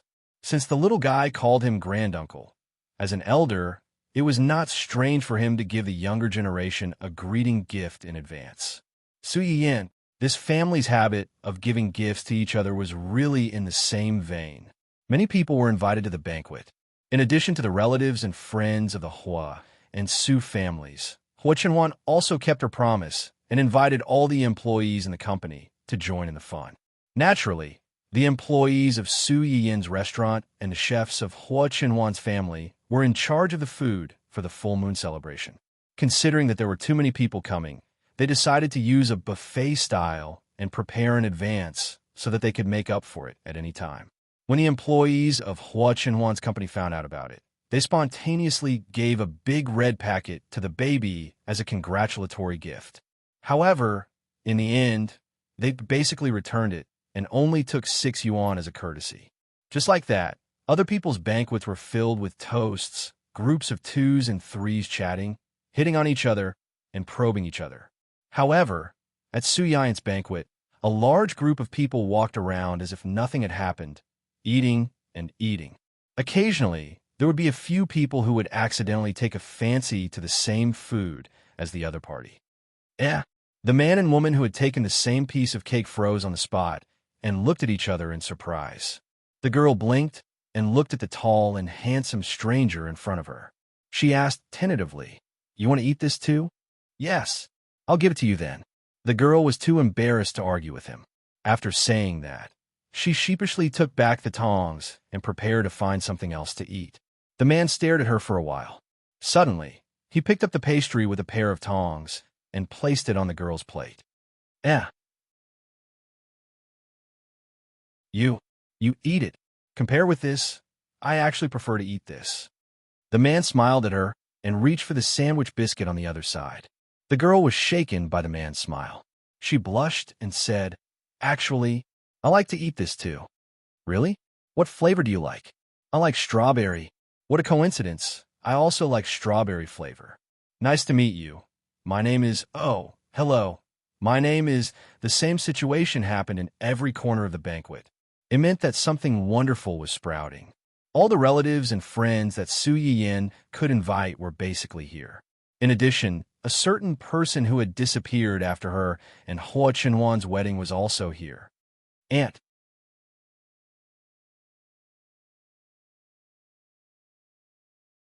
Chapter 802. Su Yiyin saw Su Yuding coming in from a distance. Her eyes lit up, and she trotted over with the child in her arms. "You're always so surprised." Su Yuding saw Su Yiyin coming over and hurried over to help her hold the child in her arms. "This must be little Xingxing. This little chubby face is so cute, and his facial features are so beautiful." The little guy in Su Yin's arms opened his big, black, grape-like eyes, as if he heard his great-aunt praising him. His little hands moved around and cried out. It seems that the little guy likes his aunt very much. I like the little guy too. As Su Yuding spoke, she excitedly took out a delicate little box and said, "Baby, come and see what little gift I brought for you." Su Yuding brought a piece of jade for the little guy. Judging from its color, one could tell that it was valuable. Jade could nourish people. Su Yuding gave this thing in the hope that the little guy could grow up safely and healthily. Su Yiyin did not refuse and took it with a smile. "Then I'll thank you on behalf of the baby, Aunt." Su Yuding looked at the little boy in Su Yin's arms and was really envious. "It's inconvenient for you to carry things. Let me help you carry him." Su Yiyin saw through her thoughts at a glance, and the corners of her lips curled up slightly. "Sure, this little guy is very heavy. My hands are sore from carrying him." The little chubby baby was almost 8 kilograms when he was born. After a month of careful feeding, his weight had increased. Su Yiyin now felt strained to carry him for a little longer. The little guy was still silly and not afraid of strangers. After being carried by Su Yuding, he rolled his eyes and was full of curiosity. Su Yuding had not seen such a small child for a long time, and her heart softened. After greeting the guests, Mr. Su and the others also noticed Su Yiyin's movement. They came over and asked in surprise, "Little Ting, when did you come back?" "Just arrived." Mr. Su heard her words and could not help but feel a little emotional. His sister came and went in a hurry these years. The family had not sat down and talked for a long time. "Do you want to stay at home for a while this time?" "You?" "Yes. You've been traveling for a long time. You're not young anymore. It's time for you to settle down." Mr. Su tried his best to persuade Su Yuding before he realized what she had said. "What did you just say? You agreed?" Su Yuding smiled and nodded. "I came back this time to rest for a while. I won't be leaving."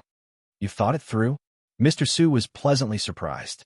Su Yiyin and Cheng Xiuqin were also surprised. After the initial shock, he felt somewhat gratified. "It's good that you've thought it through. It's good that you've thought it through." The reason why Su Yuding had been drifting outside these days was mainly because of her sensitive identity. She was adopted by the Su family. After the 2 elders of the Su family passed away, her position was a little awkward. It was fine when he was studying. Most of the time, he lived in the dormitory. After graduation, he had to go home. After a long time, some people outside with dirty mouths always liked to use her identity to gossip about her. Su Yuding heard a lot of rumors. She did not want her family to be troubled by these rotten things, so she used the excuse of traveling. These years, she had been drifting outside and rarely came back. Now that she was finally willing to stay, didn't she think it through? Su Yuding looked at her few relatives in the world and dropped another bomb with a smile. "Brother, sister-in-law, I'm going to get married."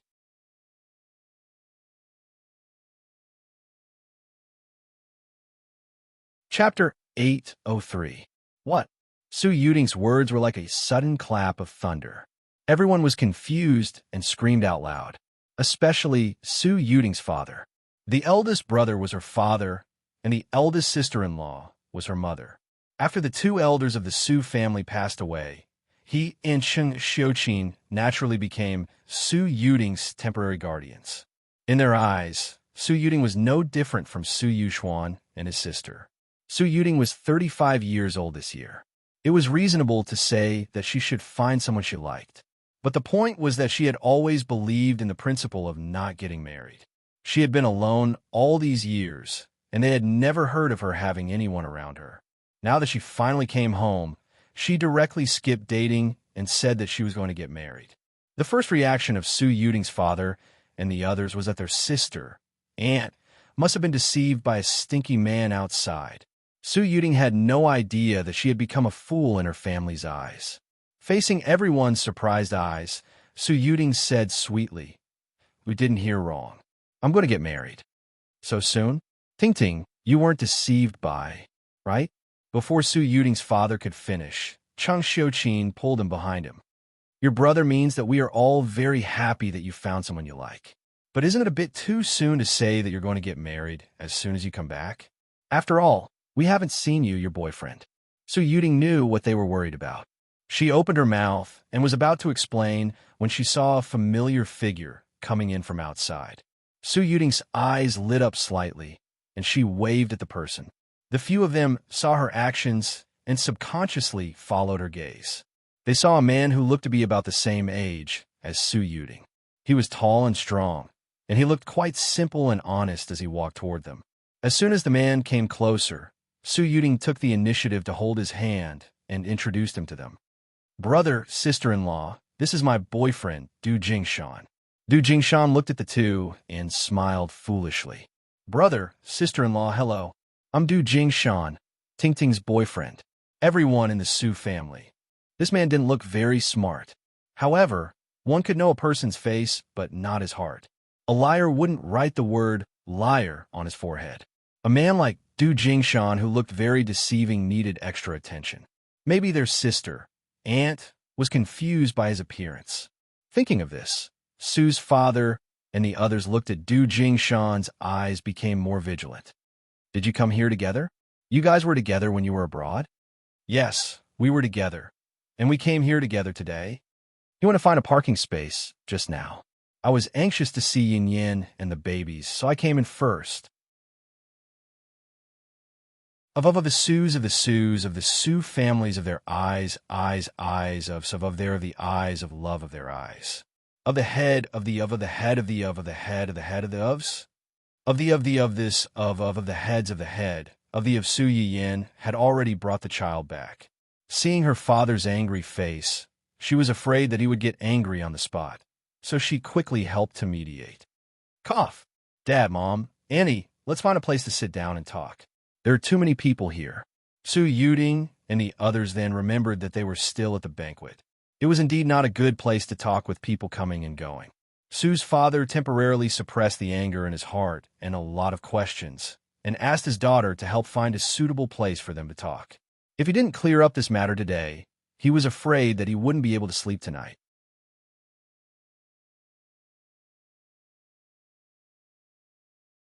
Chapter 804. The hotel they were in was originally Zheng Qianyang's property, and now it was temporarily transferred to Su Yin's name. It wasn't difficult for them to find a private room where they could have a conversation. Soon, the hotel staff helped them clear out a large private room and led them there. Huo Chenhuan was greeting the Lan family and did not come over immediately. Now that he heard that Su Yin had specially booked a small private room, he was puzzled but still came over.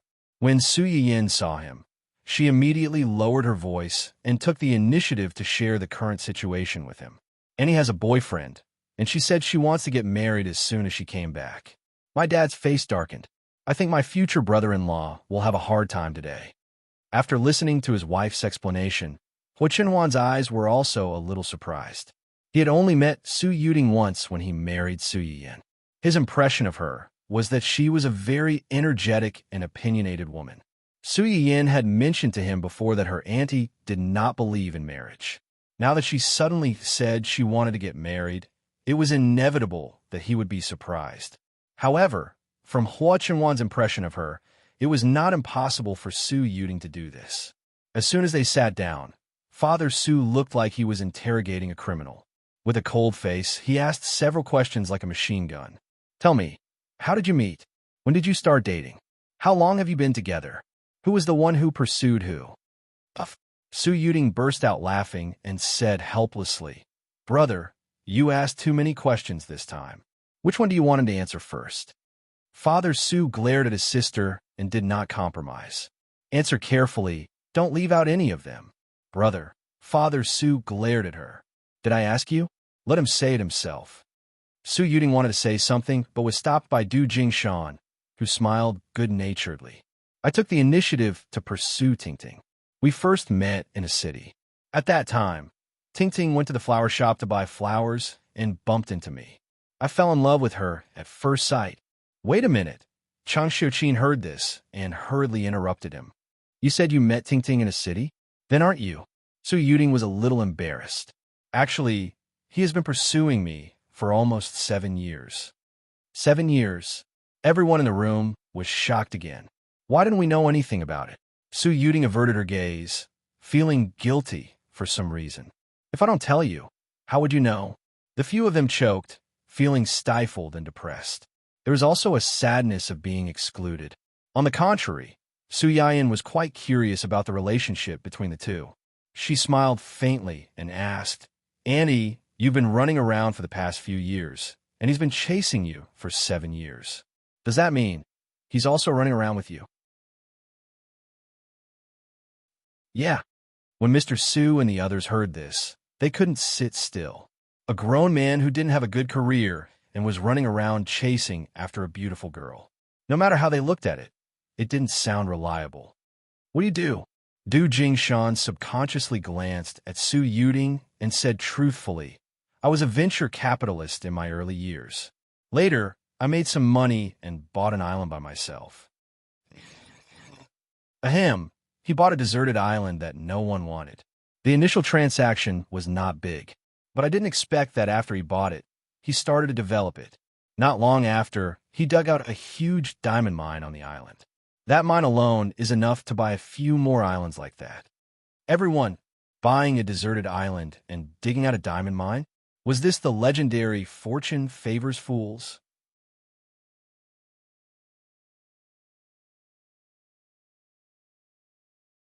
Chapter 805. Du Jingshan, who was really rich, touched his head embarrassedly and giggled. I've been lucky since I was a child, and I rarely fail in the things I invest in. Buying an island has been my dream since I was a child, but I didn't expect such a surprise after buying it. Su Yiyin and the others.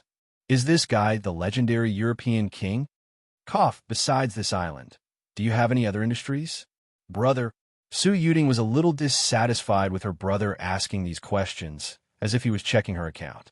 Du Jingshan could understand that he was worried that his sister would suffer with him, so he wanted to know more about his family situation. I have a lot of industries under my name, and they're a little scattered. Most of them are my private investments. Du Jingshan roughly explained his family situation. His parents were still alive, but they had divorced in their early years and had their own small families. Generally, they wouldn't contact him. As for the businesses under his name, they were really many and scattered. Most of them were from his early investments. He hadn't been very diligent in managing them over the years, but he had been able to maintain a basic profit and accumulate a large amount of wealth for him. It was fine if Du Jingshan didn't say it, but after he said it, the few people present couldn't help but feel a little jealous. Sure enough, comparisons were odious. They had worked hard for decades, but they didn't earn as much as he casually invested everywhere. At this moment, everyone felt the crushing pressure from the European king, and they felt jealous on the spot. Father Su opened his mouth and just wanted to say something, but Du Jingshan had already giggled very sensibly. I like investing, but I don't know how to manage it. So, after I get married to Tingting, I'm going to transfer all these industries to Tingting and let her help me manage them. As soon as he said this, Everyone was stunned again, especially the few girls present.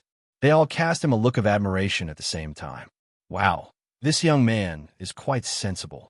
He even knows to take the initiative to hand over his salary after marriage.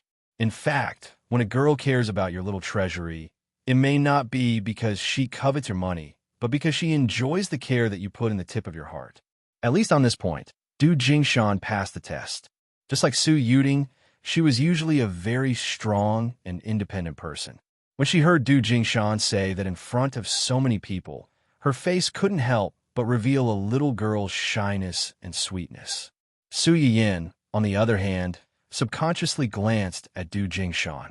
She felt that compared to Wen Jingping and Hua Xiaofeng, this man in front of her was more like the son of heaven. He had the constitution of a koi fish. Putting aside the fact that he could earn money from whatever he invested in, the most important thing was that he didn't look like a bad person and had perseverance. He didn't know how to play tricks and snatch, and he wasn't like Hua Xiaofeng, who said that he liked you. But in fact, he never put you in the same position as him in his heart. If he didn't even show the least bit of respect, how could he gain the respect of others? Mr. Su choked. He really couldn't find fault with the person in front of him. He could only frown and ask, "You gave all your assets to Tingting. Aren't you afraid that she'll hold on to them and refuse to give them to you? If that's the case, you won't be able to invest whatever you want in the future." "I'm not afraid." Du Jingshan smiled foolishly, with a sweet look on his face as if he had already thought about their future. "If I really want to invest in something, I'll discuss it with Tingting. If it's reliable, I believe she'll understand. If it's not reliable, I'll have some time to cool down and not go out and spend money."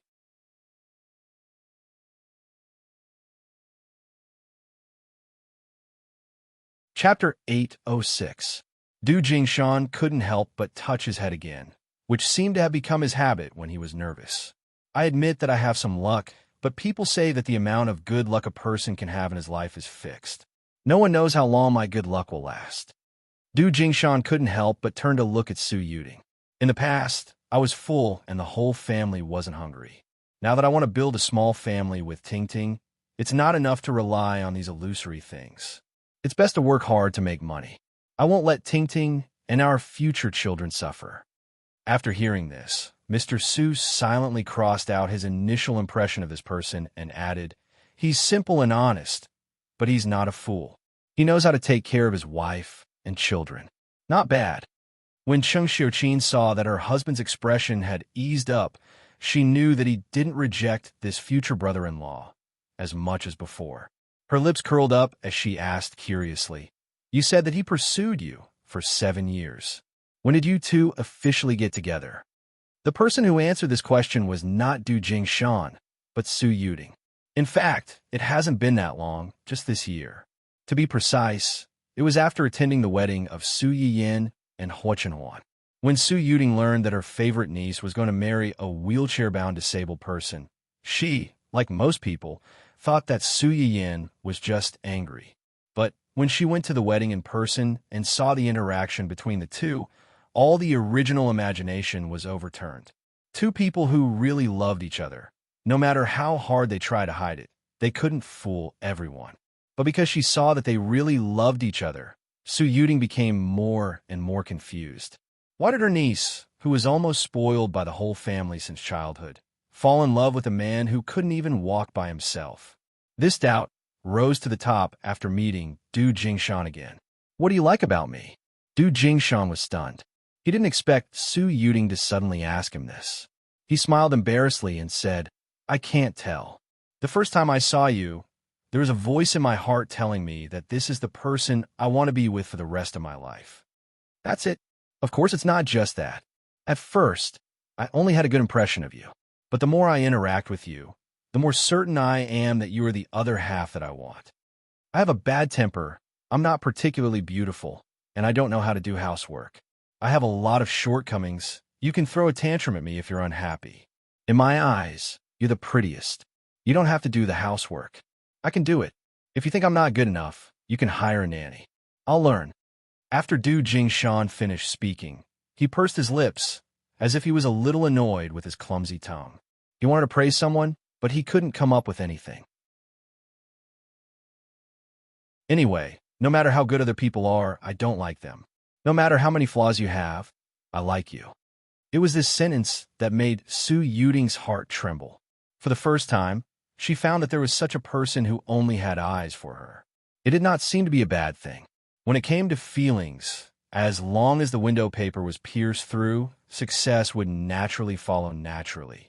Su Yuding let go of her heart that had always been in front of Du Jingshan, and the relationship between the two gradually changed subtly.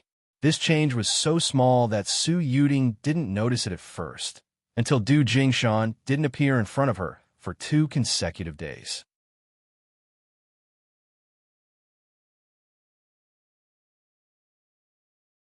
Chapter 807. This was something that had never happened between the two of them ever since they met. In the past, even when she went out for a trip, Du Jingshan would follow her from a distance. He was like a guardian, carefully protecting his goddess, but he didn't dare to approach her because he was afraid of offending her. He always made sure that she could see his figure whenever she turned her head without disturbing her. Su Yuding used to feel annoyed and impatient about this, but now she felt a sense of loss. She even thought that he was tired and didn't want to continue, or that he had a new person he liked. It wasn't until that moment that she realized that she had been used to someone following her, and used to seeing him every time she turned around. Unfortunately, it was too late. Su Yuding was a little depressed when she found out that she had fallen in love with someone. Early the next morning, she was planning to go to the next tourist destination to forget this ignorant relationship that had ended before it started. However, she saw someone standing at the door of the hotel with one hand in a plaster and a large bouquet of flowers in the other hand. Yuding, happy birthday. Later on, she found out that a certain someone wanted to give her a surprise for her birthday. He specially rented a place nearby and personally decorated it. As a result, he accidentally fell from the ladder and broke his hand. This was also the reason why he didn't show up yesterday. The hesitation in Su Yuding's heart completely collapsed at this moment. She took the bouquet from Du Jingshan and her eyes turned red on the spot. Seeing this, the silly man was very anxious. He walked around Su Yuding for a long time, trying to comfort her, but because of his clumsy mouth, he only said a few words, which made his face turn red. Su Yuding couldn't help but step forward, directly hugged Du Jingshan's neck, and whispered, "Fool." Du Jingshan was frozen. Before he had time to be happy that he was hugged by his goddess, he heard the word "fool," and the light in his eyes suddenly dimmed.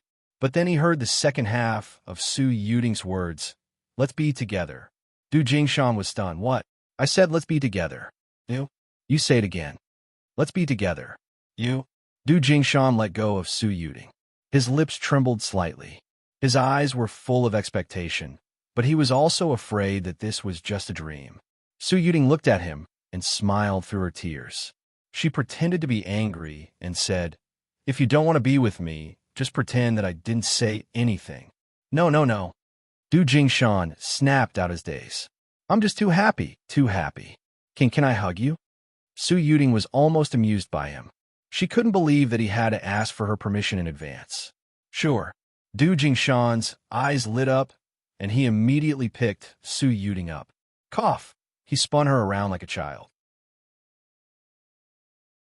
Su Yuding recalled the scene at that time, and her eyes softened. Mr. Su saw the change in his sister's expression and knew that there was no turning back. He sighed and said seriously, "Have you thought it through?" "Yes." Su Yuding held Du Jingshan's hand tightly and smiled at him. "I want to marry him." This man who had loved her so foolishly for so many years. She was afraid that she would only meet one such man in her entire life. She wanted to keep him firmly by her side and not give him to anyone else.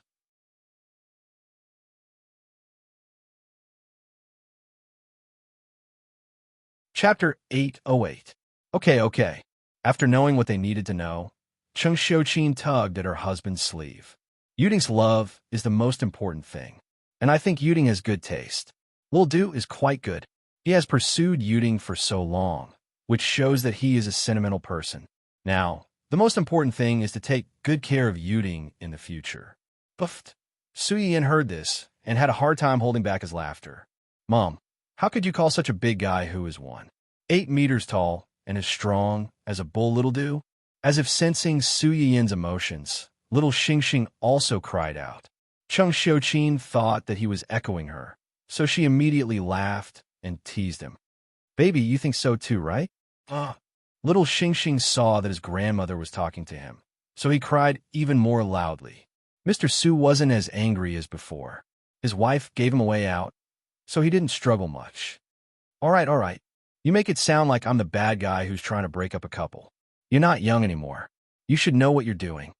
After that, he turned to Du Jingshan and said, You look quite honest. I hope you are. I only have one sister. If you dare to bully her, I will never let you go. No. Du Jingshan hurriedly said, I will treat Tingting well. I will not let anyone bully her. Brother, please rest assured. That better be the case. Mr. Su did not refute the way Du Jingshan called him, which meant that he agreed to the marriage. Su Yuding and Du Jingshan looked at each other and said cheerfully, Thank you, brother. What are you thanking me for? You chose it yourself, as long as you don't regret it. After Su Yuding and Du Jingshan talked about the matter, the atmosphere between them was not as serious as before. As the hosts of the banquet, Su Yiyin and Du Jingshan could not leave for long. A group of people quickly left the small private room and went to find the people from the Cheng and Lan families. Hua Chenwan's short absence made the two families sit together by coincidence. Because Su Yiyin had casually mentioned Qin Shiuru's pregnancy when they were in the Lan family, the two families quickly became familiar with each other. Cheng Juanhao and his wife, as well as Lan Minghan and his wife, brought their children over today. The Lan family's baby was 2 to 3 months younger than Little Porridge. He was also a boy. Is this your Bao Bao? He looked really sturdy. Previously, when Young Aunt came to our house, she mentioned that her aunt was also pregnant. She also shared with me many things that pregnant women should pay attention to. She said that she heard it from you. At that time, I really want to meet you. Qin Shiuru did not expect such a reason. Her expression softened. I'm old. When I was pregnant with this child, my family was more nervous. Your baby looks so good. He's white and chubby, pink and tender. He's not like our baby, who's so black like a charcoal ball. The little guy from the Lan family rarely went out. His little face was round and white. Compared to Little Porridge, who was brought out to show off every day by his grandfather, who had become a charcoal ball under the sun, they were the polar opposite. At this moment, the little guy was staring at Little Porridge without blinking. He seemed to be wondering why this baby, who was about the same age as him, was so black. When old Master Cheng heard his daughter-in-law's words, he was not convinced. So what if he's black? It's healthy to be black. Yin Yin was much darker than him when he was young. Su Yiyin, who had just walked closer with the baby in her arms, heard this. Grandpa, can you not sentence me in public so easily? Give your granddaughter some face.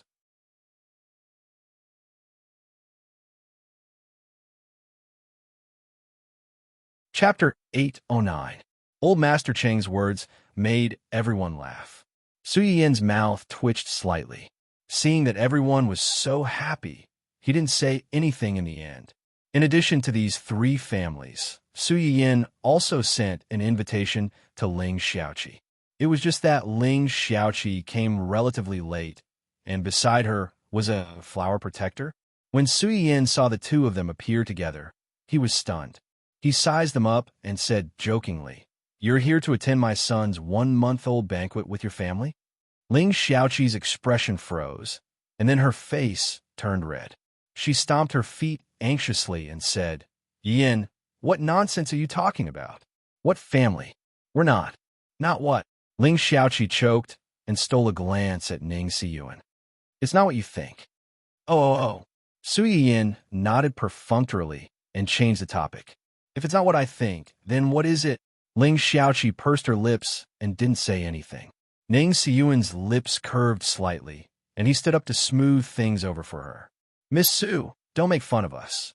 Miss Ling and I met on the way, and it happened to be on the way, so we came together. Su Yin raised his eyebrows. On the way, Su Yin had been to the Ning family before. and Su Yin also knew where Ling Xiaoqi was staying now. The two places were in two completely different directions. On the way, like I'll believe you.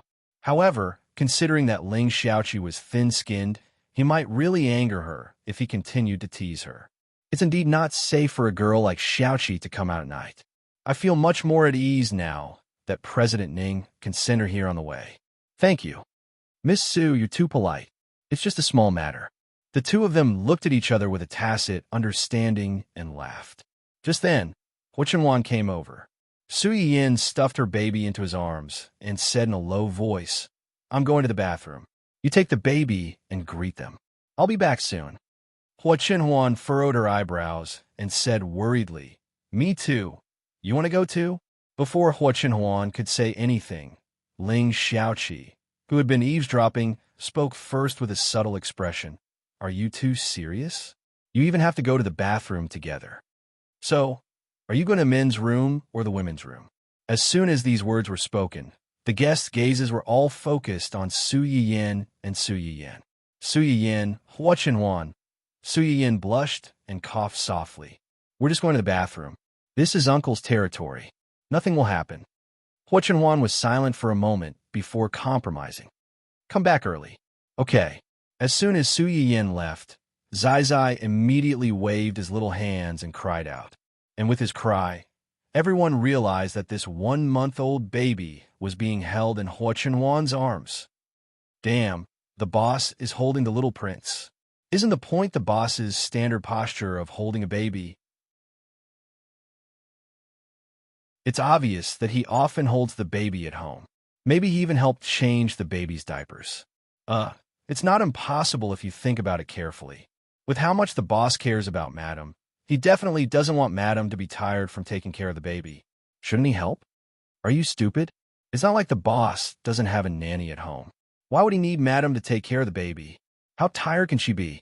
Then explain why the boss's posture of holding the baby is so skillful.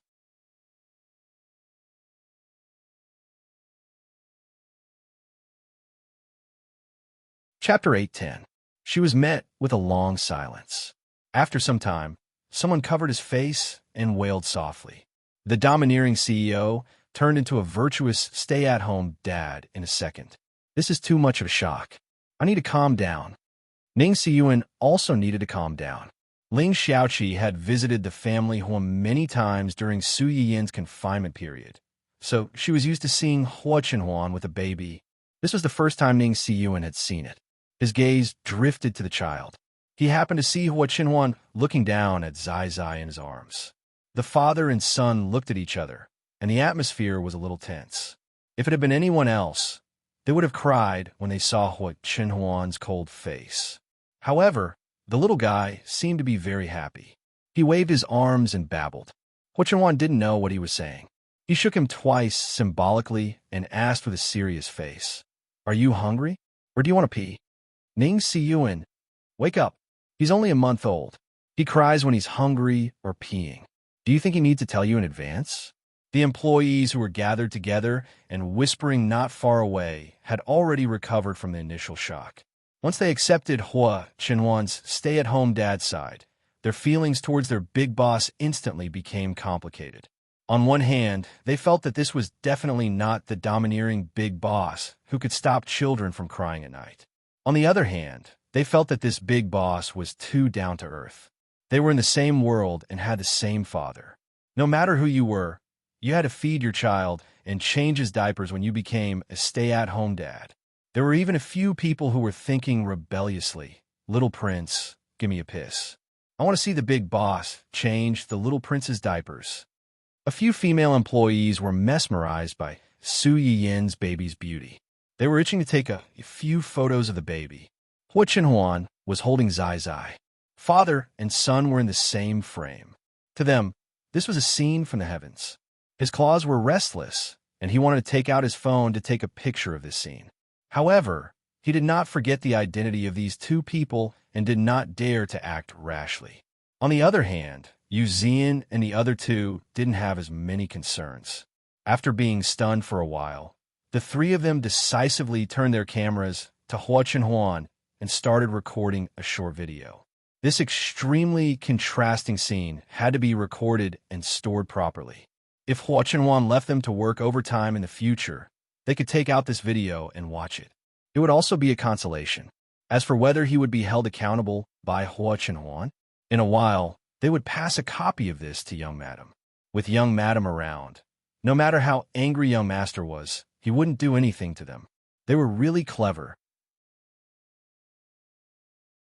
Su Yiyin, who had no idea that she had become a scapegoat, couldn't wait to go back to see the little brat after going to the bathroom. In her anxiety, she did not notice that there was someone in the corridor outside the bathroom. One ran out, and the other walked in. The two of them inevitably bumped into each other. Su Yiyin screamed and subconsciously leaned back. She thought that she was going to fall to the ground this time, but an excessively white hand suddenly reached out and accurately grabbed her wrist, forcibly pulling her back. Su Yiyin steadied herself and patted her chest with lingering fear. She didn't come back to her senses for a long time, until... "Are you okay?" Su Yiyin finally remembered the person who bumped into her. She looked up and narrowed her eyes. "You." Before she could finish speaking, she seemed to have realized something. Her face suddenly darkened. Damn it, this guy was still holding her hand and not letting go.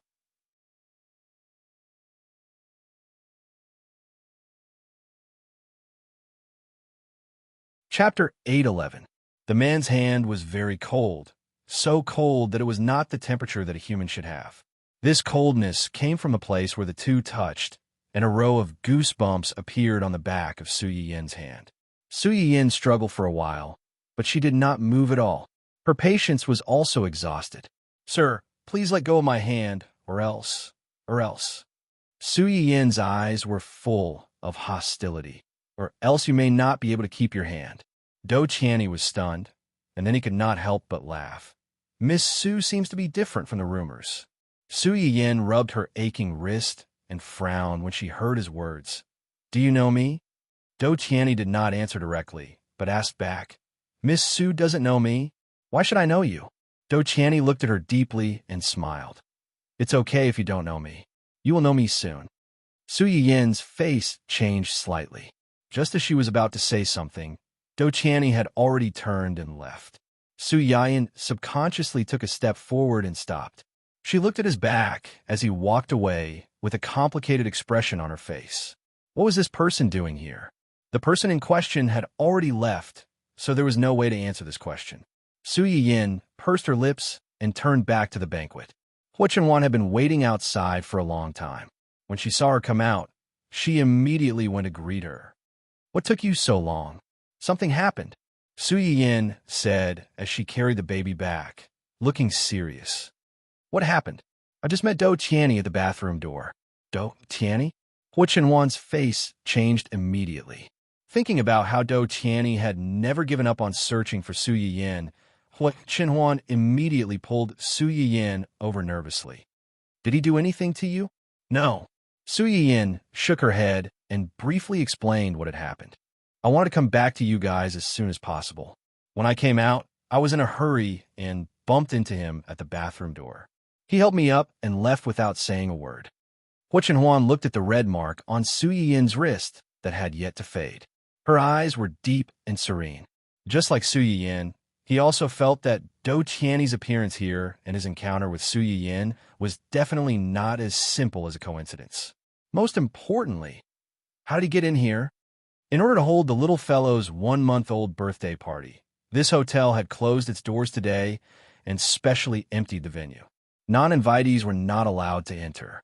Logically speaking, Do Qianni should not have been able to enter. Su Yiyin was reminded by him and realized that something was wrong. She frowned and said, "Maybe he got in with someone's invitation." They had sent out neither too many nor too few invitations. Just the employees of Hua Chenwan's company alone had sent out an unknown number of invitations. With Do Qianni's ability, it was not difficult for him to get an invitation and sneak in. However, if this was the case, it further proved that his appearance here today was intentional and not a coincidence. Hua Chenwan thought deeper than Su Yiyin. If Do Qianni really got an invitation from someone else and sneaked in, If this person was a businessman, it would be fine. But if this person was an employee of his company, he sold his invitation just for a little money. This alone could not be allowed to stay. Moreover, most of the employees in his company had some guesses about Su Yiyin's identity. If he had really been bribed, then Do Qianni had already.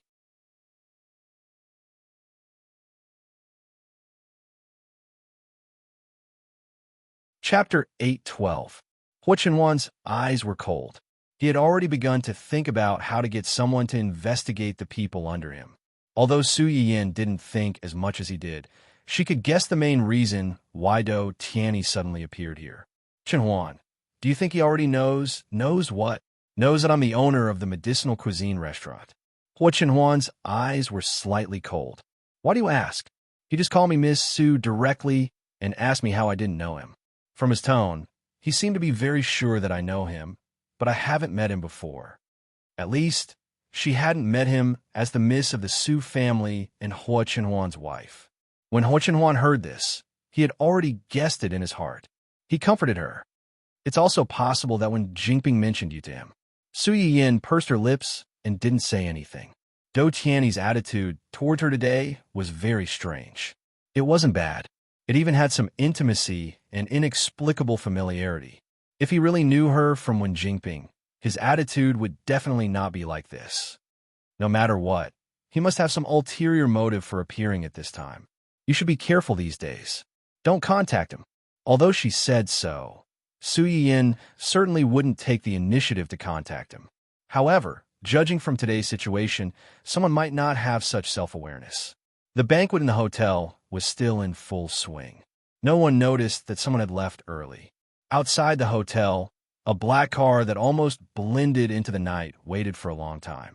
Finally, its real owner arrived. Boss. Liu looked at the man who sat in the back seat. His face was as pale as paper, and some cold sweat could be faintly seen on his forehead. She looked worried.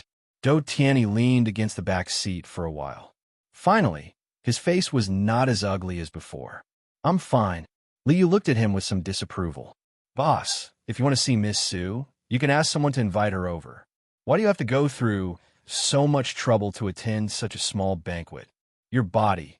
Before Liu could finish speaking, Do Tianni had already glanced over. Liu's words came to an abrupt end as she shut her mouth in embarrassment. However, her gaze towards Do Tianni was still somewhat depressed and worried. Do Tianni coughed twice. His face regained some color, and his eyebrows were slightly furrowed. He was a little annoyed. He had only been out for a short walk for less than an hour, but he was already so tired.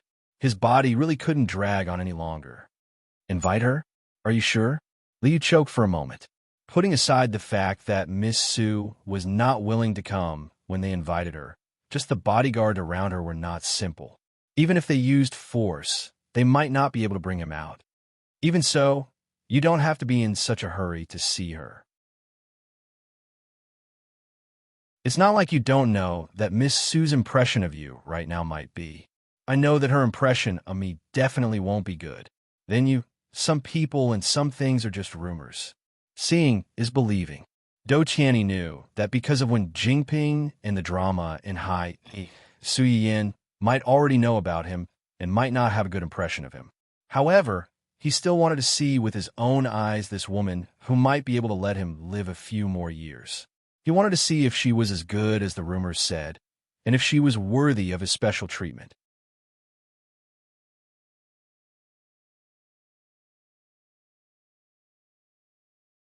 Chapter 8:13. Liu was silent for a moment, then asked tentatively, What's your answer? Do Tianni's lips curled up slightly as he replied, She's different from that woman. He seemed to have said something, but also seemed to have said nothing. Liu opened her mouth, but in the end, she didn't ask anything. The guests who came to congratulate them ate until their bellies were round. As the star of the banquet, the little guy earned a lot. Su Yiyin and the others felt relieved and didn't accept the red packets from the company, but they couldn't stop the Chung family and the Lan family from bringing gifts directly. Su Yiyin and Liu naturally couldn't ask people to take it back, so they helped the baby keep it. After the event, there were a lot of gifts. Su Yiyin couldn't help but sigh. No wonder everyone wants to be rich. He's so little, but he received so many gifts when he was only a month old. Selling him can guarantee that he won't have to worry about food and clothing in the future. Why would he need to work hard in the future? Don't you think so? Don't you think so? Su Yin poked Zai Zai's chubby little face as she looked at him. Zai Zai thought that she was playing with him. So he moved his hands and opened his mouth to smile, revealing his toothless teeth and the little dimple on the right side of his face. This dimple was inherited from Su Yin. When she was young, Chang Xiuqin especially liked to poke her dimples. Now, Su Yin liked to poke her own Zai Zai. It could be said that they came from the same lineage. Hua Chenhuan looked at his wife and child from the side, and his eyes were full of a warm smile. They have to be returned. Outsiders always talked about how rich people were, but in fact, rich people were also people, and they also had relationships. No matter how many gifts others gave their children, they would have to return them in the future. It was like children happily receiving red packets during the new year, but they didn't think about how many red packets others gave them. Their parents had to return the same amount. They even had to add more when they returned. That's true. Su Yin suddenly stopped being envious. She tidied up all these things and held them in her arms. Okay, these are all mine. Hua Chenhuan. As if she could read Hua Chenhuan's mind, Su Yin smiled a little treacherously. There's a kind of love in this world called Mom and Dad help you save your red packet. Hua Chenhuan was amused by her. You are so experienced. Did you encounter the same thing when you were young? I have, but not to this extent. When Su Yin was young, the Su family wasn't as rich as it was now. In addition, old Master Cheng's identity was rather special, so the Cheng family was used to keeping a low profile. Her birthday definitely wasn't as grand as her son's. She didn't have as many relatives and friends visiting, and the gifts she received weren't as luxurious as the ones her son received. Hearing her words, Hua Chenhuan leaned over and hugged her waist. She smiled faintly and said, "When it's your birthday next year, I'll also hold a big party for you." Su Yin couldn't help laughing. "I'm not a child anymore," she rebuked. "It's not like only children can celebrate their birthdays. Besides, Hua Chenhuan didn't finish his sentence. Su Yin didn't wait for him to continue for a long time, so she turned to look at him in confusion. Hua Chenhuan seemed to have been waiting for this moment. He took the opportunity to kiss her and said softly, "You're not a child. You're my baby." Su Yin was stunned. She immediately blushed. The two parents were so lovey-dovey that they obviously forgot about the little accident on the bed, until the little girl was unhappy that she was ignored and started crying. Su Yin and Hua Chenhuan, they were done for. They had taught the child the wrong things. You're tuning in to the Dreamy Chapters YouTube channel. We're so grateful for your support, and don't forget to subscribe to join us on this incredible journey through captivating stories.